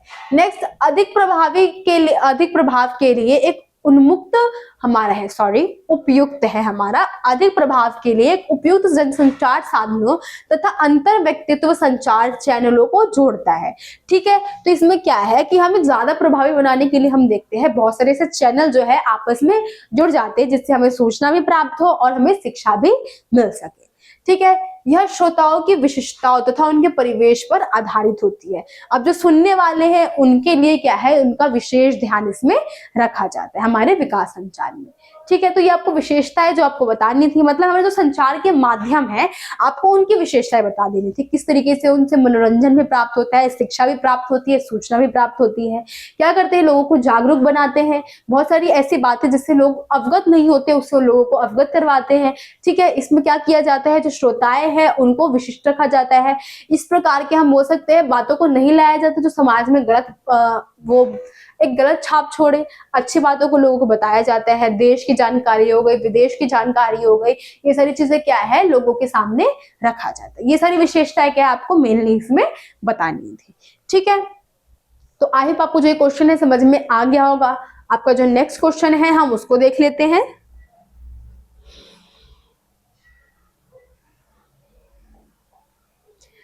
तो यहाँ आपका क्वेश्चन 18 है। तो यहाँ पे क्या है, संस्थागत देखभाल के साथ एक बड़े भाई बहन द्वारा एक टॉडलर के लिए देखभाल की तुलना के 2 तर्क जो है आपको प्रस्तुत करने हैं। तो इस क्वेश्चन में आपसे मेनली क्या पूछा गया कि किस तरीके से संस्थागत देखभाल, मतलब हम क्रेंच वगैरह की बात कर ले या जहाँ बच्चों को रखा जाता है उसकी बात कर ले, और साथ ही में जो बड़े भाई बहन है उनके द्वारा जो एक बच्चे की देखभाल की जा रही है, उन दोनों में आपको अंतर बताना है कि एक संस्था है उसके द्वारा किस तरीके से बच्चों की देखभाल की जा रही है और साथ ही में घर में जो बड़े भाई बहन हैं उनके द्वारा किस प्रकार से जो बच्चों की देखभाल है वो की जा रही है। तो क्या है, बड़े भाई बहन के द्वारा यहाँ दिया गया है और साथ ही में संस्थागत देखभाल। तो इसमें क्या है, छोटे बच्चे की देखभाल करने के लिए बड़े भाई बहन अच्छी तरह से प्रशिक्षित, अनुभवी और इतने बड़े नहीं है। अब हम भाई बहन की बात कर ले, कितने भी एज में बड़े हो, लेकिन क्या है वो उतनी अच्छी तरीके से देखभाल नहीं कर पाएंगे जितनी अच्छी तरीके से माता पिता या फिर घर के जो बड़े हैं और साथ ही में जो हमारे संस्थागत देखभाल वाले हैं। अब वहां पे क्या है, बच्चों को इस आश्वासन में रखा जा रहा है कि उनकी देखभाल की जाएगी, उनको अच्छी तरीके से उन पर नजर रखा जाएगा, उनकी आवश्यकताओं की पूर्ति की जाएगी। लेकिन अगर हम यहाँ पे बात कर ले तो भाई बहन उतने अनुभवी नहीं होती है कि किस तरीके से बच्चों की देखभाल करनी है। अगर बच्चा रो रहा है तो जरूरी नहीं है कि उसको मतलब उसको भूख ही लगी हो सकता है उसका पेट दर्द हो रहा हो। ठीक है, तो ऐसी चीजें क्या है जो बड़े भाई बहन है उसको अनुभव नहीं हो पाएगा। वहीं पे हम संस्थागत देखभाल की बात कर ले तो इसमें क्या है, एक छोटे बच्चों के लिए संस्थागत देखभाल एक बड़े भाई बहन की देखभाल से बेहतर है, क्योंकि देखभाल करने वाला शिक्षित अच्छे तरीके से प्रशिक्षित होते हैं। ठीक है, जो देखभाल करने वाला शिक्षक है बहुत अच्छी तरीके से प्रशिक्षित होता है, मतलब वहां पे किस तरीके से गया, उसने बहुत सारी पढ़ाई वगैरह वो की है, किस तरीके से देखभाल करनी है उसको आता है। तो क्या है, एक बड़े भाई बहन से बहुत ज्यादा अच्छा रहेगा हमारा जो संस्थागत देखभाल है वो। बड़े भाई बहन स्कूली शिक्षा में भाग लेने में असमर्थ हो जाते हैं और अशिक्षित रह जाते हैं। अब यहाँ पे उनकी हम बात करें जिनके जो मदर फादर है दोनों ही क्या करते हैं, घर से बाहर जाके कार्य करते हैं, और वहां पे क्या है एक बड़ा भाई है और साथ ही में एक छोटा बेबी भी है। तो क्या होगा, जिससे उसको बच्चे को पूरी तरीके से उसके छोटे भाई या बहन की देखभाल करनी पड़ेगी, जिससे क्या है वो शिक्षा से बहुत ज्यादा दूर हो जाएगा, उसका पूरा ध्यान क्या है वही रहेगा। साथ ही में हो सकता है उसका ध्यान कहीं और चला जाए और बच्चे को ठीक से ना देखे, और क्या है इसमें बच्चे को चोट भी लग सकती है। ठीक है, नेक्स्ट, यह बड़े भाई बहन के लिए फायदेमंद है क्योंकि वह बाल देखभाल के कार्य से मुक्त हो जाते हैं और स्कूल जा सकते हैं। ठीक है, तो संस्थागत देखभाल एक तरीके से जो हमारे बड़े भाई बहन है उनके लिए भी काफी अच्छा है, क्योंकि बच्चों की देखभाल अगर ये कर लेंगे तो जो बड़े भाई बहन होंगे वो अपना ध्यान क्या है शिक्षा में लगा सकेंगे। ठीक है, तो यही क्या है अंदर थे इसमें। और अंदर की आप बात कर सकते हैं तो किस तरीके से क्या है, संस्थागत देखभाल में हम बात करें तो पूर्ण रूप से क्या करेंगे, बच्चे की देखभाल करेंगे, उनका ध्यान बच्चे पर ही रहेगा। लेकिन हम बड़े भाई बहन की बात करें तो क्या हो सकता है खेल वगैरह में उनका ध्यान चला जाए, किसी ऐसी चीज में उनका ध्यान चला जाए जो कि उनको अट्रैक्ट कर ले और वो वहां पे चले जाए और बच्चा क्या है यहाँ पे रोता रहे, उसको भूख लग रही है वो चिल्लाता रहे और जो बड़ा भाई बहन है उसको कोई फर्क ना पड़े, उसको पता ना चले। या ये हो सकता है कि बड़ा भाई बहन साथ में है, बच्चे की तबीयत खराब हो गई है तो उसको इतना नहीं पता चल पाएगा, लेकिन अगर ऐसा कुछ संस्थागत देखभाल के बीच में हुआ तो वो लोग क्या करेंगे, तुरंत ही एक्शन लेंगे और साथ ही में बच्चे का इलाज जो है वो भी करवाएंगे। तो इस तरह प्रकार के अंतर क्या है आपको इसमें बता देने हैं। ठीक है, तो आई होप आपको जो क्वेश्चन है समझ में आ गया होगा। आपको जो नेक्स्ट क्वेश्चन है उसको हम देख लेते हैं। तो यहाँ आपसे पूछा गया है कि बीमारी के दौरान पोषण संबंधित देखभाल में सम्मिलित 4 गतिविधियों का उल्लेख करना है। अब क्या है, बीमारी के दौरान जो हमारे पोषण संबंधित देखभाल है उनके बारे में आपको बताना है कि किस प्रकार से हम जो पोषण से, अब बीमारी के टाइम कर लियो, उस बीमारी के समय की हम बात कर ले तो उस टाइम क्या होता है, पोषण संबंधित बहुत सारी कमियां जो हमारे अंदर आ जाती है। ठीक है, तो वही हम किस प्रकार से पोषण संबंधित देखभाल करते हैं, उनके जो 4 गतिविधियां उसके बारे में आपको इसमें बताना है। तो क्या है, फर्स्ट कि पोषण स्थिति का मूल्यांकन करना, पोषण के बारे में जानकारी क्या है एकत्रित करना कि किस प्रकार से पोषण, कितनी मात्रा में आवश्यकता है पोषण की, या फिर कम कितना मात्रा में उसके शरीर में पोषक तत्व है, इन सब का मूल्यांकन किया जाता है। या किस प्रकार के पोषक तत्व की आवश्यकता है, इस तरीके के बारे में इसमें जानकारी होती है। फिर पोषण समस्याओं का निदान करना, किस प्रकार के पोषक तत्वों की कमी है उसके अंदर, साथ ही में क्या है उसका निदान करना, मतलब उन पोषक तत्वों की पूर्ति करना और जो पोषक तत्व की कमी उनके अंदर है उसको खत्म करना। नेक्स्ट, पोषण आवश्यकताओं पूरी करने के लिए पोषण हस्तक्षेपों की योजना बनाना और वरीयता तय करना। ठीक है, तो इसमें क्या है कि पोषण जो है उसकी आवश्यकताओं की पूर्ति के लिए क्या करते हैं, पोषण हस्तक्षेपों की योजना बनाना, मतलब किस किस टाइम पे हमें पोषण की आवश्यकता होगी उसके बारे में योजना बनाना, और साथ ही में जिन जिन की आवश्यकता सबसे ज्यादा है उनको वरीयता प्रदान करना, मतलब उनको प्रमुखता जो है वो प्रदान करना कि जिन चीजों की सबसे ज्यादा आवश्यकता है हम उसी को सबसे ज्यादा ऊपर रखेंगे, तो उन चीजों को ध्यान में रखना और साथ ही में टाइम टेबल के जरिए क्या है पोषक तत्वों की जानकारी जो है उसके बारे में बताना। ठीक है, नेक्स्ट हम देख लेते हैं। तो हमारा लास्ट है कि पोषण देखभाल के परिणामों का मूल्यांकन करना। अब क्या है, पोषण देखभाल जो है उसके परिणामों का मूल्यांकन करना, हम जो देखभाल की है उसका मूल्यांकन करना, मतलब कोई फर्क पड़ा है या नहीं पड़ा है, अभी तक जितने भी हमने स्टेजेस जो है उसको पार किए हैं, तो इसके बाद पोषक तत्वों की आवश्यकता जो है वो पूरी हुई है या नहीं हुई है उसका मूल्यांकन करना, और यदि आवश्यकता हो तो परिवर्तन करना। और अगर वो जो चीजें हैं वो पूरी तरीके से काम नहीं किया है, इफेक्टिव नहीं है, तो हम क्या करेंगे उसमें थोड़े बहुत जो चेंजेस है वो लेकर आएंगे। ठीक है, तो आई होप आपको ये जो क्वेश्चन है समझ में आ गया होगा। इसमें मेनली हमसे पूछा गया था कि जो चरण है वगैरह है उसके बारे में आपको बताने कि पोषण समस्याओं को हम किस प्रकार से दूर कर सकते हैं। तो फर्स्ट तो हम यही देखेंगे कि कितनी मतलब कि क्या है कि पोषण मूल्यांकन करेंगे कि कितनी आवश्यकता है पोषक तत्व की, कितनी कमी है उनके शरीर में, या किस किस पोषक तत्वों की कमी है, हम ये सारी चीजें देखेंगे। फिर हम क्या करेंगे, पोषण समस्याओं का निदान करेंगे कि कोई भी पोषक तत्व की कमी है तो हम किस तरीके से उसको खत्म कर सकते हैं। फिर हम ये करेंगे कि जो भी आवश्यकताएं हैं, जो भी एक टाइम टेबल के जरिए हम क्या बोलेंगे कि इतनी चीजें हैं, इसकी आवश्यकता है इनके शरीर में, इतनी चीजों की कमी है इनके शरीर में, तो हम उनको क्या करेंगे प्रमुख रखेंगे, और अंत में हम क्या करेंगे परिणाम देखेंगे कि ये सारी चीजें जो हमने की है वो सही बैठी है या नहीं बैठी, मतलब कि पोषक तत्वों की जो आवश्यकता है उसकी पूर्ति हुई है या नहीं हुई है। अगर नहीं हुई है तो हम क्या करेंगे, जो छोटे मोटे चेंजेस है उसके अंदर कर देंगे। तो यही जो 4 गतिविधि थी आपको इसमें बताना था। तो आई होप आपको जो क्वेश्चन है समझ में आ गया होगा। नेक्स्ट आपका क्वेश्चन है हम उसको देख लेते हैं। तो यहाँ आपका क्वेश्चन 20 है कि रोगी की पोषण स्थिति और पोषण आवश्यकताओं संबंधित सूचनाएं प्राप्त करने के लिए जिन पोषण मूल्यांकन की आवश्यकता होती है उसके बारे में आपको बताना है। मतलब यहाँ पे जो है रोगी की पोषण स्थिति है और जो भी पोषण आवश्यकताएं है, मतलब किस प्रकार की उसकी पोषण संबंधित स्थिति है, अगर पोषक तत्व की कमी है या पोषक तत्व ज्यादा मात्रा में है, ऐसी स्थिति हमें देखनी है।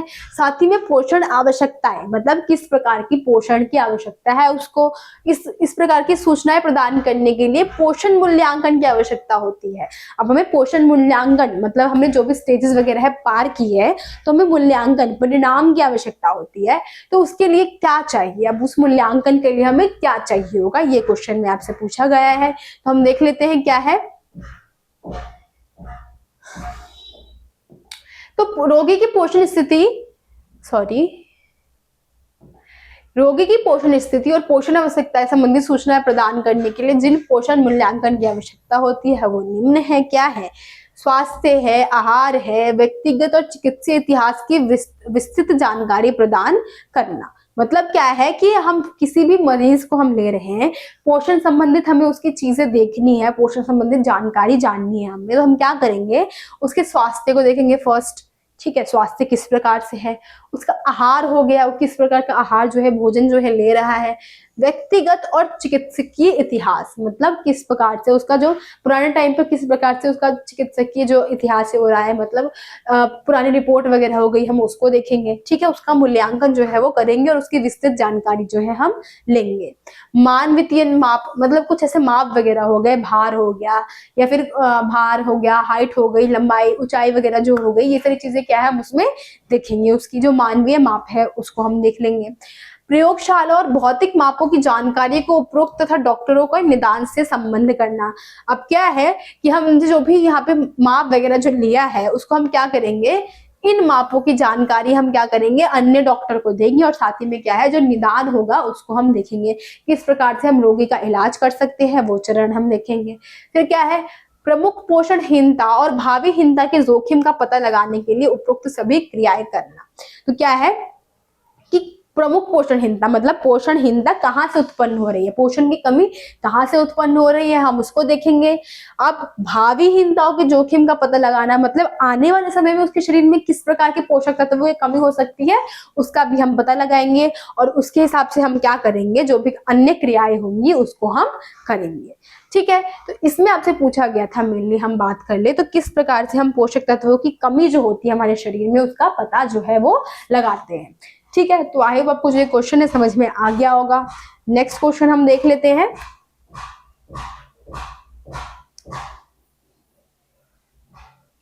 तो क्या है, यहाँ पे भोजन के बिगड़ने या नष्ट होने के लिए बहुत से कारक उत्तरदायी होते हैं।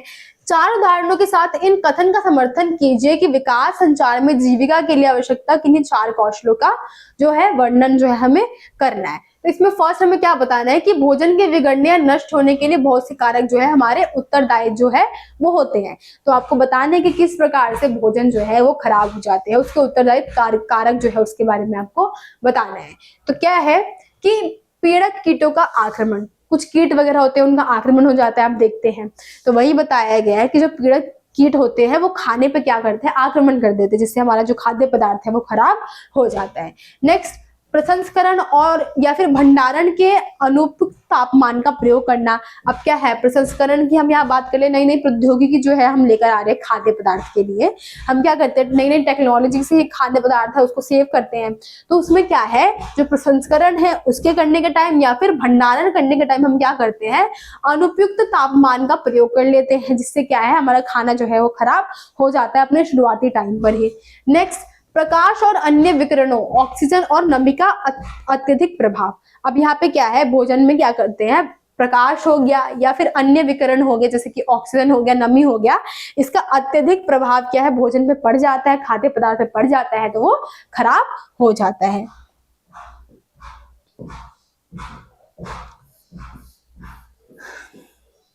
नेक्स्ट क्या है यहाँ पे कि खाद्य पदार्थ सूक्ष्म जीवों, जीवाणु, ईस्ट और फफूंदी अथवा पीड़कनाशियों जैसे कि रसायन से संदूषित होते हैं। ठीक है, जो खाद्य पदार्थ है वो पहले से क्या हो गए, सूक्ष्म जीव हो गए, मतलब जो हमारे छोटे जीव होते हैं जैसे कि जीवाणु है, ईस्ट हो गया, फफूंदी हो गया, या फिर अथवा जो भी हमारे पीड़कनाशी हो जैसे कि रसायन से संदूषित होते हैं। हम क्या करते हैं, खाद्य पदार्थ जब खेतों में होता है तो हम क्या करते हैं, बहुत सारे ऐसे कीटनाशकों का प्रयोग करते हैं, जिससे क्या है हमारा जो खाद्य पदार्थ है वो शुरुआती दौर पे क्या है दूषित हो जाता है। उसमें बहुत सारे ऐसे कीटनाशक जो है आ जाते हैं, जिससे क्या है खाद्य पदार्थ सही नहीं होता है भोजन के लिए। तो वही बताया गया कि किस तरीके से खाद्य पदार्थों में शुरुआती टाइम पर ही क्या है सूक्ष्म जीव लग जाते हैं, जैसे कि हमारे ईस्ट हो गया, फफूंदी या फिर जीवाणु जो है वो लग जाते हैं। नेक्स्ट, खाद्य पदार्थ प्रकृति रूप से उपस्थित एंजाइम द्वारा निम्नीकरण से भी नष्ट हो जाते हैं। अब क्या है, प्राकृतिक रूप से भी हमारा जो खाद्य पदार्थ है वो खराब हो जाता है, जैसे कि इसमें एंजाइम का एग्जाम्पल आपको दे रखा है कि एंजाइम के द्वारा क्या होता है, हमारा जो खाद्य पदार्थ है वो नष्ट हो जाता है, उसका निम्नीकरण हो जाता है।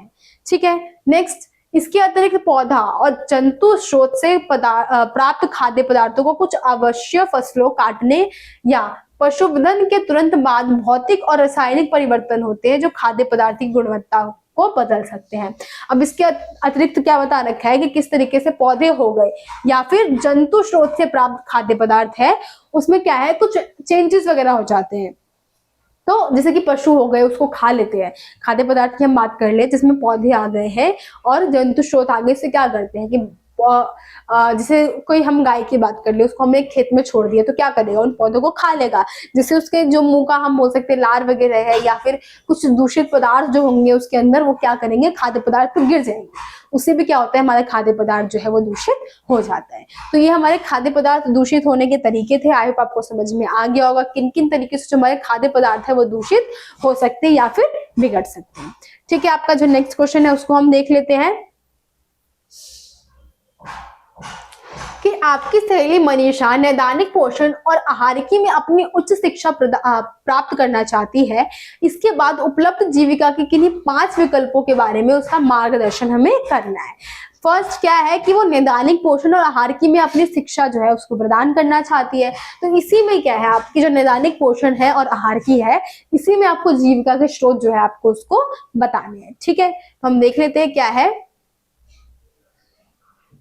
तो स्वास्थ्य क्लबों या फिर व्यायामशालाओं में सलाहकारों चिकित्सकों के साथ आहार विशेषज्ञ बन सकती है। वो क्या कर सकती है, आहार विशेषज्ञ बन सकती है। कहाँ पर, स्वास्थ्य क्लब हो गया या फिर व्यायामशाला हो गया, इन सब में सलाहकार हो बन सकती है या फिर चिकित्सकों के साथ आहार विशेषज्ञ भी बन सकती है। सलाहकार बन सकती है कि उनको बता सकती है किस तरीके से मतलब उनको व्यायाम करना चाहिए, उनका टाइम टेबल किस प्रकार से होना चाहिए, ये सारी चीजें क्या है वो ध्यान में रख सकती है। और साथ ही में आहार विशेषज्ञ भी बन सकती है, आहार के बारे में, फूड वगैरह के बारे में जानकारी क्या है उनको दे सकती है। नेक्स्ट कि अस्पतालों में विशिष्ट विभागों में संचित आहार विशेषज्ञ के रूप में स्वास्थ्य देखभाल दल को पोषित करना सहायता प्रदान करने वाला प्रमुख सदस्य वो बन सकती है। ठीक है, इसमें क्या है नेक्स्ट में आपको बता रखा है कि किस तरीके से वो, तो इसमें है कि जैसे कि अस्पताल में विशिष्ट विभागों सहित आहार विशेषज्ञ के रूप में काम कर सकती है। वो क्या कर सकती है, अस्पतालों में भी क्या है आहार विशेषज्ञ के रूप में कार्य कर सकती है। ठीक है, वहां पे क्या है स्वास्थ्य देखभाल दल को पोषण सहायता प्राप्त करने वाले प्रमुख सदस्य में भी बन सकती है कि जहाँ पे जिन ऐसा कुछ ग्रुप वगैरह है जहाँ पे पोषक तत्वों की आवश्यकता है उन व्यक्तियों को, तो वहां पे क्या है उस समूह के अंदर वो कार्य कर सकती है। फ्री लाइसेंस आहार विशेषज्ञ बन सकती है, जहाँ पे उसको अच्छी सैलरी मिल रही है वहां पे क्या है वो कार्य कर सकती है। अस्पतालों, विद्यालयों, उद्योग के अल्पाहारों, गृह इत्यादि के खान पान सेवाओं के आहार विशेषज्ञ बन सकती है। अस्पताल की बात कर ले, विद्यालय की बात कर ले या फिर उद्योग के अल्पाहार गृहों की बात कर ले, यहाँ पे वो क्या कर सकती है, खान पान सेवाओं में आहार विशेषज्ञ बन सकती है। ठीक है, सिर्फ हॉस्पिटल की बात कर लिए, पोषक तत्वों की आवश्यकताओं की बात कर लिए, वहां पे इसका कार्य नहीं हो सकता। आप स्कूलों की बात करें, वहां पे भी एक चार्टर के टाइप में वो कार्य कर सकती है, जहाँ पे वो बता रही है किस प्रकार का भोजन बच्चों को ग्रहण करना चाहिए। वहां पे क्या कर सकती है वो स्पीच दे सकती है। ठीक है, और बच्चों को जानकारी भी प्रदान कर सकती है। नेक्स्ट, उद्यमी जो विशिष्ट स्वास्थ्य प्रयोजनों के लिए विशिष्ट प्रकार के खाद्य पदार्थों का विकास और आपूर्ति, मतलब क्या कर सकती है कि उद्यमी जो है, जो भी उद्योग वगैरह है उसके बारे की हम जानकारी की बात कर ले हम, उसमें क्या है ये हमें खाद्य जो है उसकी विकास की आपूर्ति के बारे में बता सकते हैं, किस प्रकार से हम क्या कर रहे हैं कि किस किस चीजों की आवश्यकता है, हमें किस प्रकार के प्रयोजन जो है हम अपने स्वास्थ्य के लिए बना सकते हैं, उन सब के बारे में इसमें बता सकती है। ठीक है, नेक्स्ट अब हम देख लेते हैं, आई होप आपको जो क्वेश्चन है समझ में आ गया होगा। नेक्स्ट क्वेश्चन हम देख लेते हैं। तो इसमें क्या है कि मालिनी को डॉक्टर ने बताया कि उसका 3 साल का बेटा राजू कमजोर है क्योंकि वह अल्प पोषण से पीड़ित है। इसके क्या 10 संभावित कारण हो सकते हैं। अब क्या है यहाँ पे अल्प पोषण की बात करनी है कि किस प्रकार से व्यक्ति क्या है उसका बच्चा जो है अल्प पोषित है, मतलब उसका वजन जो है आयु के हिसाब से कम है या भोजन जो ले रहा है उसके शरीर को लग नहीं रहा है। ठीक है, तो उसके आपके क्या है संभावित जो 10 कारण है वो आपको बताने हैं। तो इसकी हम बात करें तो इसमें क्या आ जाएगा हमारा कुपोषण और अक्षमता, अपर्याप्त दोषपूर्ण आहार का सेवन, रोग है, भोजन की अपर्याप्त उपलब्धता, अपर्याप्त मातृ एवं शिशु की देखभाल के तरीके, अपर्याप्त जल, अपर्याप्त सफाई और स्वच्छता, अपर्याप्त सेवाएं और स्वास्थ्य सेवाओं तक कम पहुंच, अपर्याप्त और अथवा उचित जानकारी तथा महिलाओं, वृद्धजनों, बालिकाओं के प्रति भेदभाव और अपर्याप्त शिक्षा। वास्तविक संसाधनों की मात्रा और गुणवत्ता, उदाहरण के लिए जल शक्ति और वित्तीय संगठन। तो इसकी हम बात कर ले तो मोस्टली क्या है, हम कुपोषण की बात कर लेते हैं। तो कुपोषण में हमारा क्या होता है, अल्पपोषण जो है, जहां पे व्यक्ति को पूर्ण रूप से जो आहार, उसको आहार का सेवन करना चाहिए, वो प्राप्त नहीं होता है। इसमें हम बात कर सकते हैं कि गरीबी के कारण क्या है, व्यक्ति पूर्ण तरीके से वो भोजन क्या है ले नहीं सकता है, उसको भोजन प्राप्त नहीं हो रहा है, या फिर भोजन के बारे में व्यक्ति को जानकारी नहीं है कि किस प्रकार का भोजन उसको लेना चाहिए, किस प्रकार का भोजन उसको नहीं लेना चाहिए। तो क्या है, उनको इस प्रकार की जानकारी प्राप्त नहीं होती। आप ऐसे पॉइंट भी ऐड कर सकते हैं। यहाँ पे आपको बता रखा है कुपोषण की असक्षमता, मतलब उसके अंदर पोषण जो है पूर्ण रूप से जा नहीं रहा, उसके शरीर में भोजन जो है लग नहीं रहा है उसके शरीर में, ठीक है। अपर्याप्त दोषपूर्ण आहार का सेवन, इस प्रकार के आहारों का सेवन कर रहा है जो कि शरीर के लिए सही नहीं है। बहुत प्रकार के रोग हो सकते हैं उसके शरीर में, या फिर भोजन की अपर्याप्त उपलब्धता, मतलब भोजन पूर्ण रूप से उसको प्राप्त नहीं हो रहा है। अपर्याप्त मातृ एवं शिशु देखभाल के तरीके, अब क्या उसकी माता सही तरीके से उसका देखभाल जो है वो नहीं कर रही है, या फिर जो उसकी माता का देखभाल है वही ठीक तरीके से नहीं हुआ, जिससे क्या है उसका शिशु भी जो है पूरा पूर्ण रूप से स्वस्थ नहीं है। अपर्याप्त जल है, हमारे शरीर को जल की बहुत ज्यादा आवश्यकता होती है, लेकिन क्या है उसको पूर्ण रूप से जल उसके शरीर को प्राप्त नहीं हो रहा है। सफाई की हम बात कर ले, सेवाई की स्वास्थ्य सेवाओं की बात कर ले, स्वास्थ्य सेवाओं तक की कम पहुंच जो है वो भी बहुत जरूरी है कि क्या है, शुरुआत से किया है उसको पूर्ण रूप से स्वास्थ्य जो है वो नहीं मिला है, स्वास्थ्य तक क्या है उसकी स्वास्थ्य सेवाओं तक पहुंच नहीं रही है, ठीक है। अपर्याप्त और क्या है उचित जानकारी की, पूर्ण रूप से सही जानकारी क्या है उसको नहीं मिली हुई है। क्या है, बहुत सारे आप देखते हैं कुपोषण के लिए बहुत सारे संगठन जो है वो बने हुए हैं, जो कि क्या करते हैं, बच्चे हो गए या फिर जो वृद्ध जन हो गए, उनको कुपोषण की जो समस्या है उसको दूर करने का प्रयास करते हैं। लेकिन यहाँ पे क्या है, कुछ ऐसे वर्ग भी है जो उससे वंचित है, जिनके बारे में उसको जानकारी नहीं होगी, ठीक है। तो ये पॉइंट्स क्या है आप इसमें लिख सकते हैं। कुपोषण किस प्रकार से क्या है, जरूरी नहीं है इस तरीके से पूछ ले, आपसे पूछ लिया जा सकता है कि कुपोषण किस प्रकार से किसी व्यक्ति के शरीर में आता है। तो किस प्रकार से आता है, जब उसको पूर्ण रूप से आहार के बारे में जानकारी नहीं है, उसके शरीर में रोग है, भोजन सही से नहीं ले रहा है, ये सारे कारण आएंगे ना उसमें, ठीक है। अगर आपसे लक्षण की बात कर ले तो उसमें आप बता सकते हैं, उसमें भी आप लक्षण में यही चीजें बताएंगे कि किस तरीके से क्या है, आहार का सही से नहीं लेना, आहार पूर्ण रूप से नहीं मिल रहा है, जल सही से शरीर के अंदर नहीं जा रहा है, ये सारी चीजें आप इसमें बताएंगे, ठीक है। तो आई होप आपको जो क्वेश्चन है समझ में आ गया होगा। आपका जो नेक्स्ट क्वेश्चन है हम वो देख लेते हैं। तो क्या है, सभी खाद्य सेवाएं उपलब्ध कराने वालों को बेहतर निर्माण विधियों को अपनाना चाहिए। अब यहाँ पे क्या है, जो भी खाद्य पदार्थ जो है खाद्य सेवाएं उपलब्ध करवाते हैं, उन लोगों को क्या करना चाहिए, हमारी सबसे अच्छी निर्माण की विधि है उसका इस्तेमाल करना चाहिए। अब यहाँ पे क्या है, खाद्य सुरक्षा की बात की जा रही है। क्या है, कुछ हम जगहों की बात कर ले, होटलों की बात कर ले, जहाँ पे साफ सफाई से खाना प्रोवाइड नहीं करवाया जाता है। तो ये उन्हीं के लिए कि किस प्रकार से उनको क्या करना चाहिए, जो बेहतर निर्माण की विधि है उसका इस्तेमाल करना चाहिए। तो क्या है, खाद्य सुरक्षा सुनिश्चित करने के लिए ध्यान में रखे जाने वाले 4 मुख्य कार्य ये हैं, जैसे कि संक्षिप्त में यहाँ पे सेकंड क्वेश्चन है कि फर्स्ट क्वेश्चन आपका क्या है कि यहाँ पे क्या है, क्वेश्चन नंबर 24 है, इसको आपको क्या है, ये क्वेश्चन दे रखा है, साथ ही में इसका क और ख पॉइंट दे रखा है आपके क्वेश्चन में ही, जिसमें आपका क पॉइंट क्या है, खाद्य सुरक्षा सुनिश्चित करने के लिए ध्यान में रखे जाने वाले 4 मुख्य विशेषताओं का उल्लेख करना है हमें, कि हम किस प्रकार से अपनी खाद्य सुरक्षा उसको सुनिश्चित कर सकते हैं, उसके बारे में आपको बताना है। सेकंड क्वेश्चन में क्या है, संक्षिप्त में समझाइए कि संदूषण से अपमिश्रण कैसे भिन्न है, आपको ये बताना है। तो आपको जो फर्स्ट क्वेश्चन है उसको हम देख लेते हैं। तो यहाँ पे क्या है, आपको खाद्य सुरक्षा सुनिश्चित करने वाले नियमों के बारे में आपको बताना है, किस प्रकार से आप खाद्य सुरक्षा के लिए उन नियमों का पालन करेंगे और खाद्य को सुरक्षित तरीके से उसको निर्मित करेंगे। तो क्या है, कच्चे माल और जल की गुणवत्ता हम देखेंगे, किस प्रकार से कच्चे माल को लाया गया है, जल किस प्रकार से दूषित है या फिर शुद्ध जल है, वो भी हम देखेंगे। परिसर, कर्मचारियों, उपकरणों, खाद्य निर्माण और भंडारण क्षेत्रों की स्वच्छता, आसपास की हम स्वच्छता भी देखेंगे, ऑब्वियस सी बात है। फिर उपयुक्त ताप पर खाद्य का भंडारण, एक सही ताप पर ही हमें क्या है खाना बनाना चाहिए। खाद्य स्वास्थ्य विज्ञान के बारे में जानकारी होनी चाहिए, बेहतर सेवाओं के तरीके आने चाहिए। संदूषण, अब यहाँ पे क्या है, नेक्स्ट आपका आ गया है, तो इसमें संदूषण क्या है हमारा, यहाँ पे आपको संदूषण दे रखा है और यहाँ पे आपको अपमिश्रण दे रखा है। तो ये किस प्रकार से भिन्न है हमें ये बताना है। संदूषण क्या है, खाद्य पदार्थ में हानिकारक खाद्य अथवा आपत्तिजनक बाहरी पदार्थों की उपस्थिति कहलाता है, ठीक है। संदूषण में क्या है, वो सभी हानिकारक पदार्थ हो गए या फिर आपत्तिजनक बाहरी पदार्थ जो कि सही नहीं है हमारे खाने के लिए, उसको हम संदूषण जो है वो कहते हैं। जैसे संसाधन अथवा भंडारण के समय पहले या बाद में रसायन, सूक्ष्मजीव, तनुकारी पदार्थ, ये सारे हमारे किस में आते हैं? संदूषण में आते हैं। नेक्स्ट आपका अपमिश्रण है। इसमें क्या है?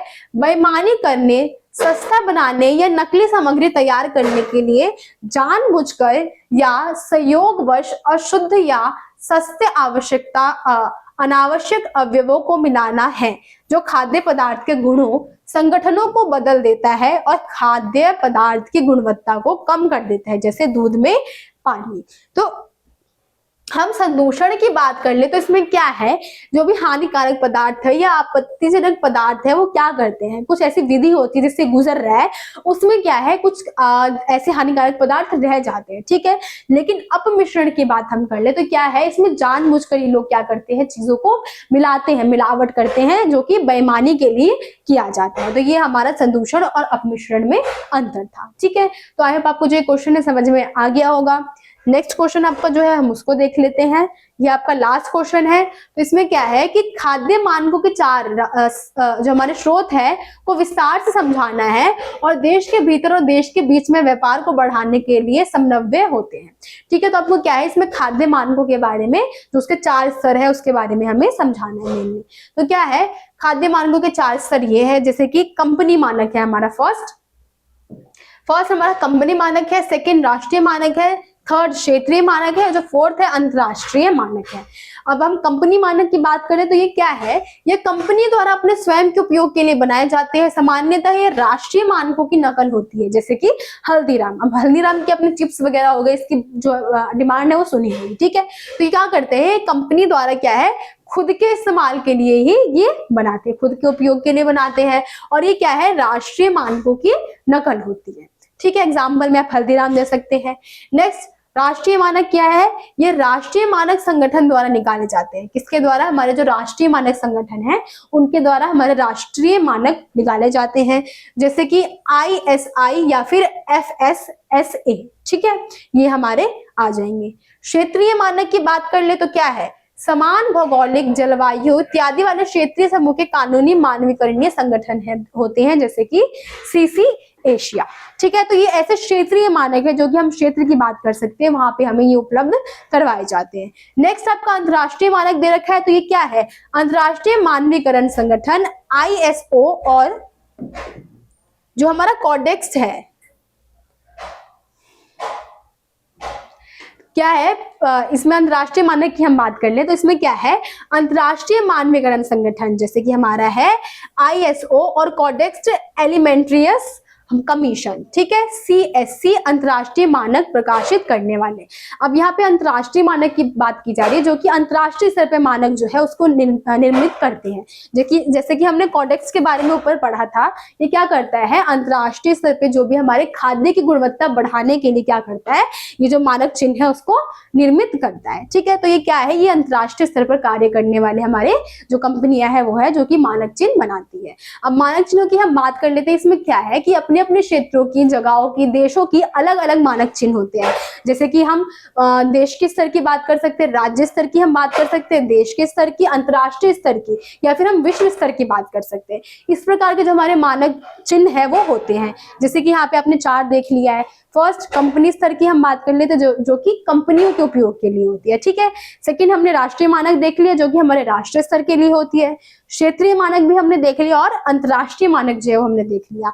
तो मानक चिन्ह हमारे लिए बहुत ज्यादा आवश्यक होते हैं। कोई भी फूड हम ले रहे हैं तो हमें क्या है? मानक चिन्ह को देखकर ही लेना चाहिए, ठीक है। तो आई होप आपको जो सारे क्वेश्चन है समझ में आ गए होंगे। आपके सारे क्वेश्चन यहाँ पे हो चुके हैं, 25 क्वेश्चन जो थे आपके मोस्ट इंपॉर्टेंट। आई होप आपको सारे क्वेश्चन समझ में आ गए होंगे और आप एंड तक इस वीडियो में बने रहे होंगे। अगर आपको मेरे एक्सप्लेन करने का तरीका अच्छा लगा हो तो प्लीज कमेंट करके बताइए, और कहीं कोई कमी लगी हो तब भी आप कमेंट करके बता सकते हैं। मिलते हैं आपसे अगली वीडियो में, जब तक के लिए थैंक यू।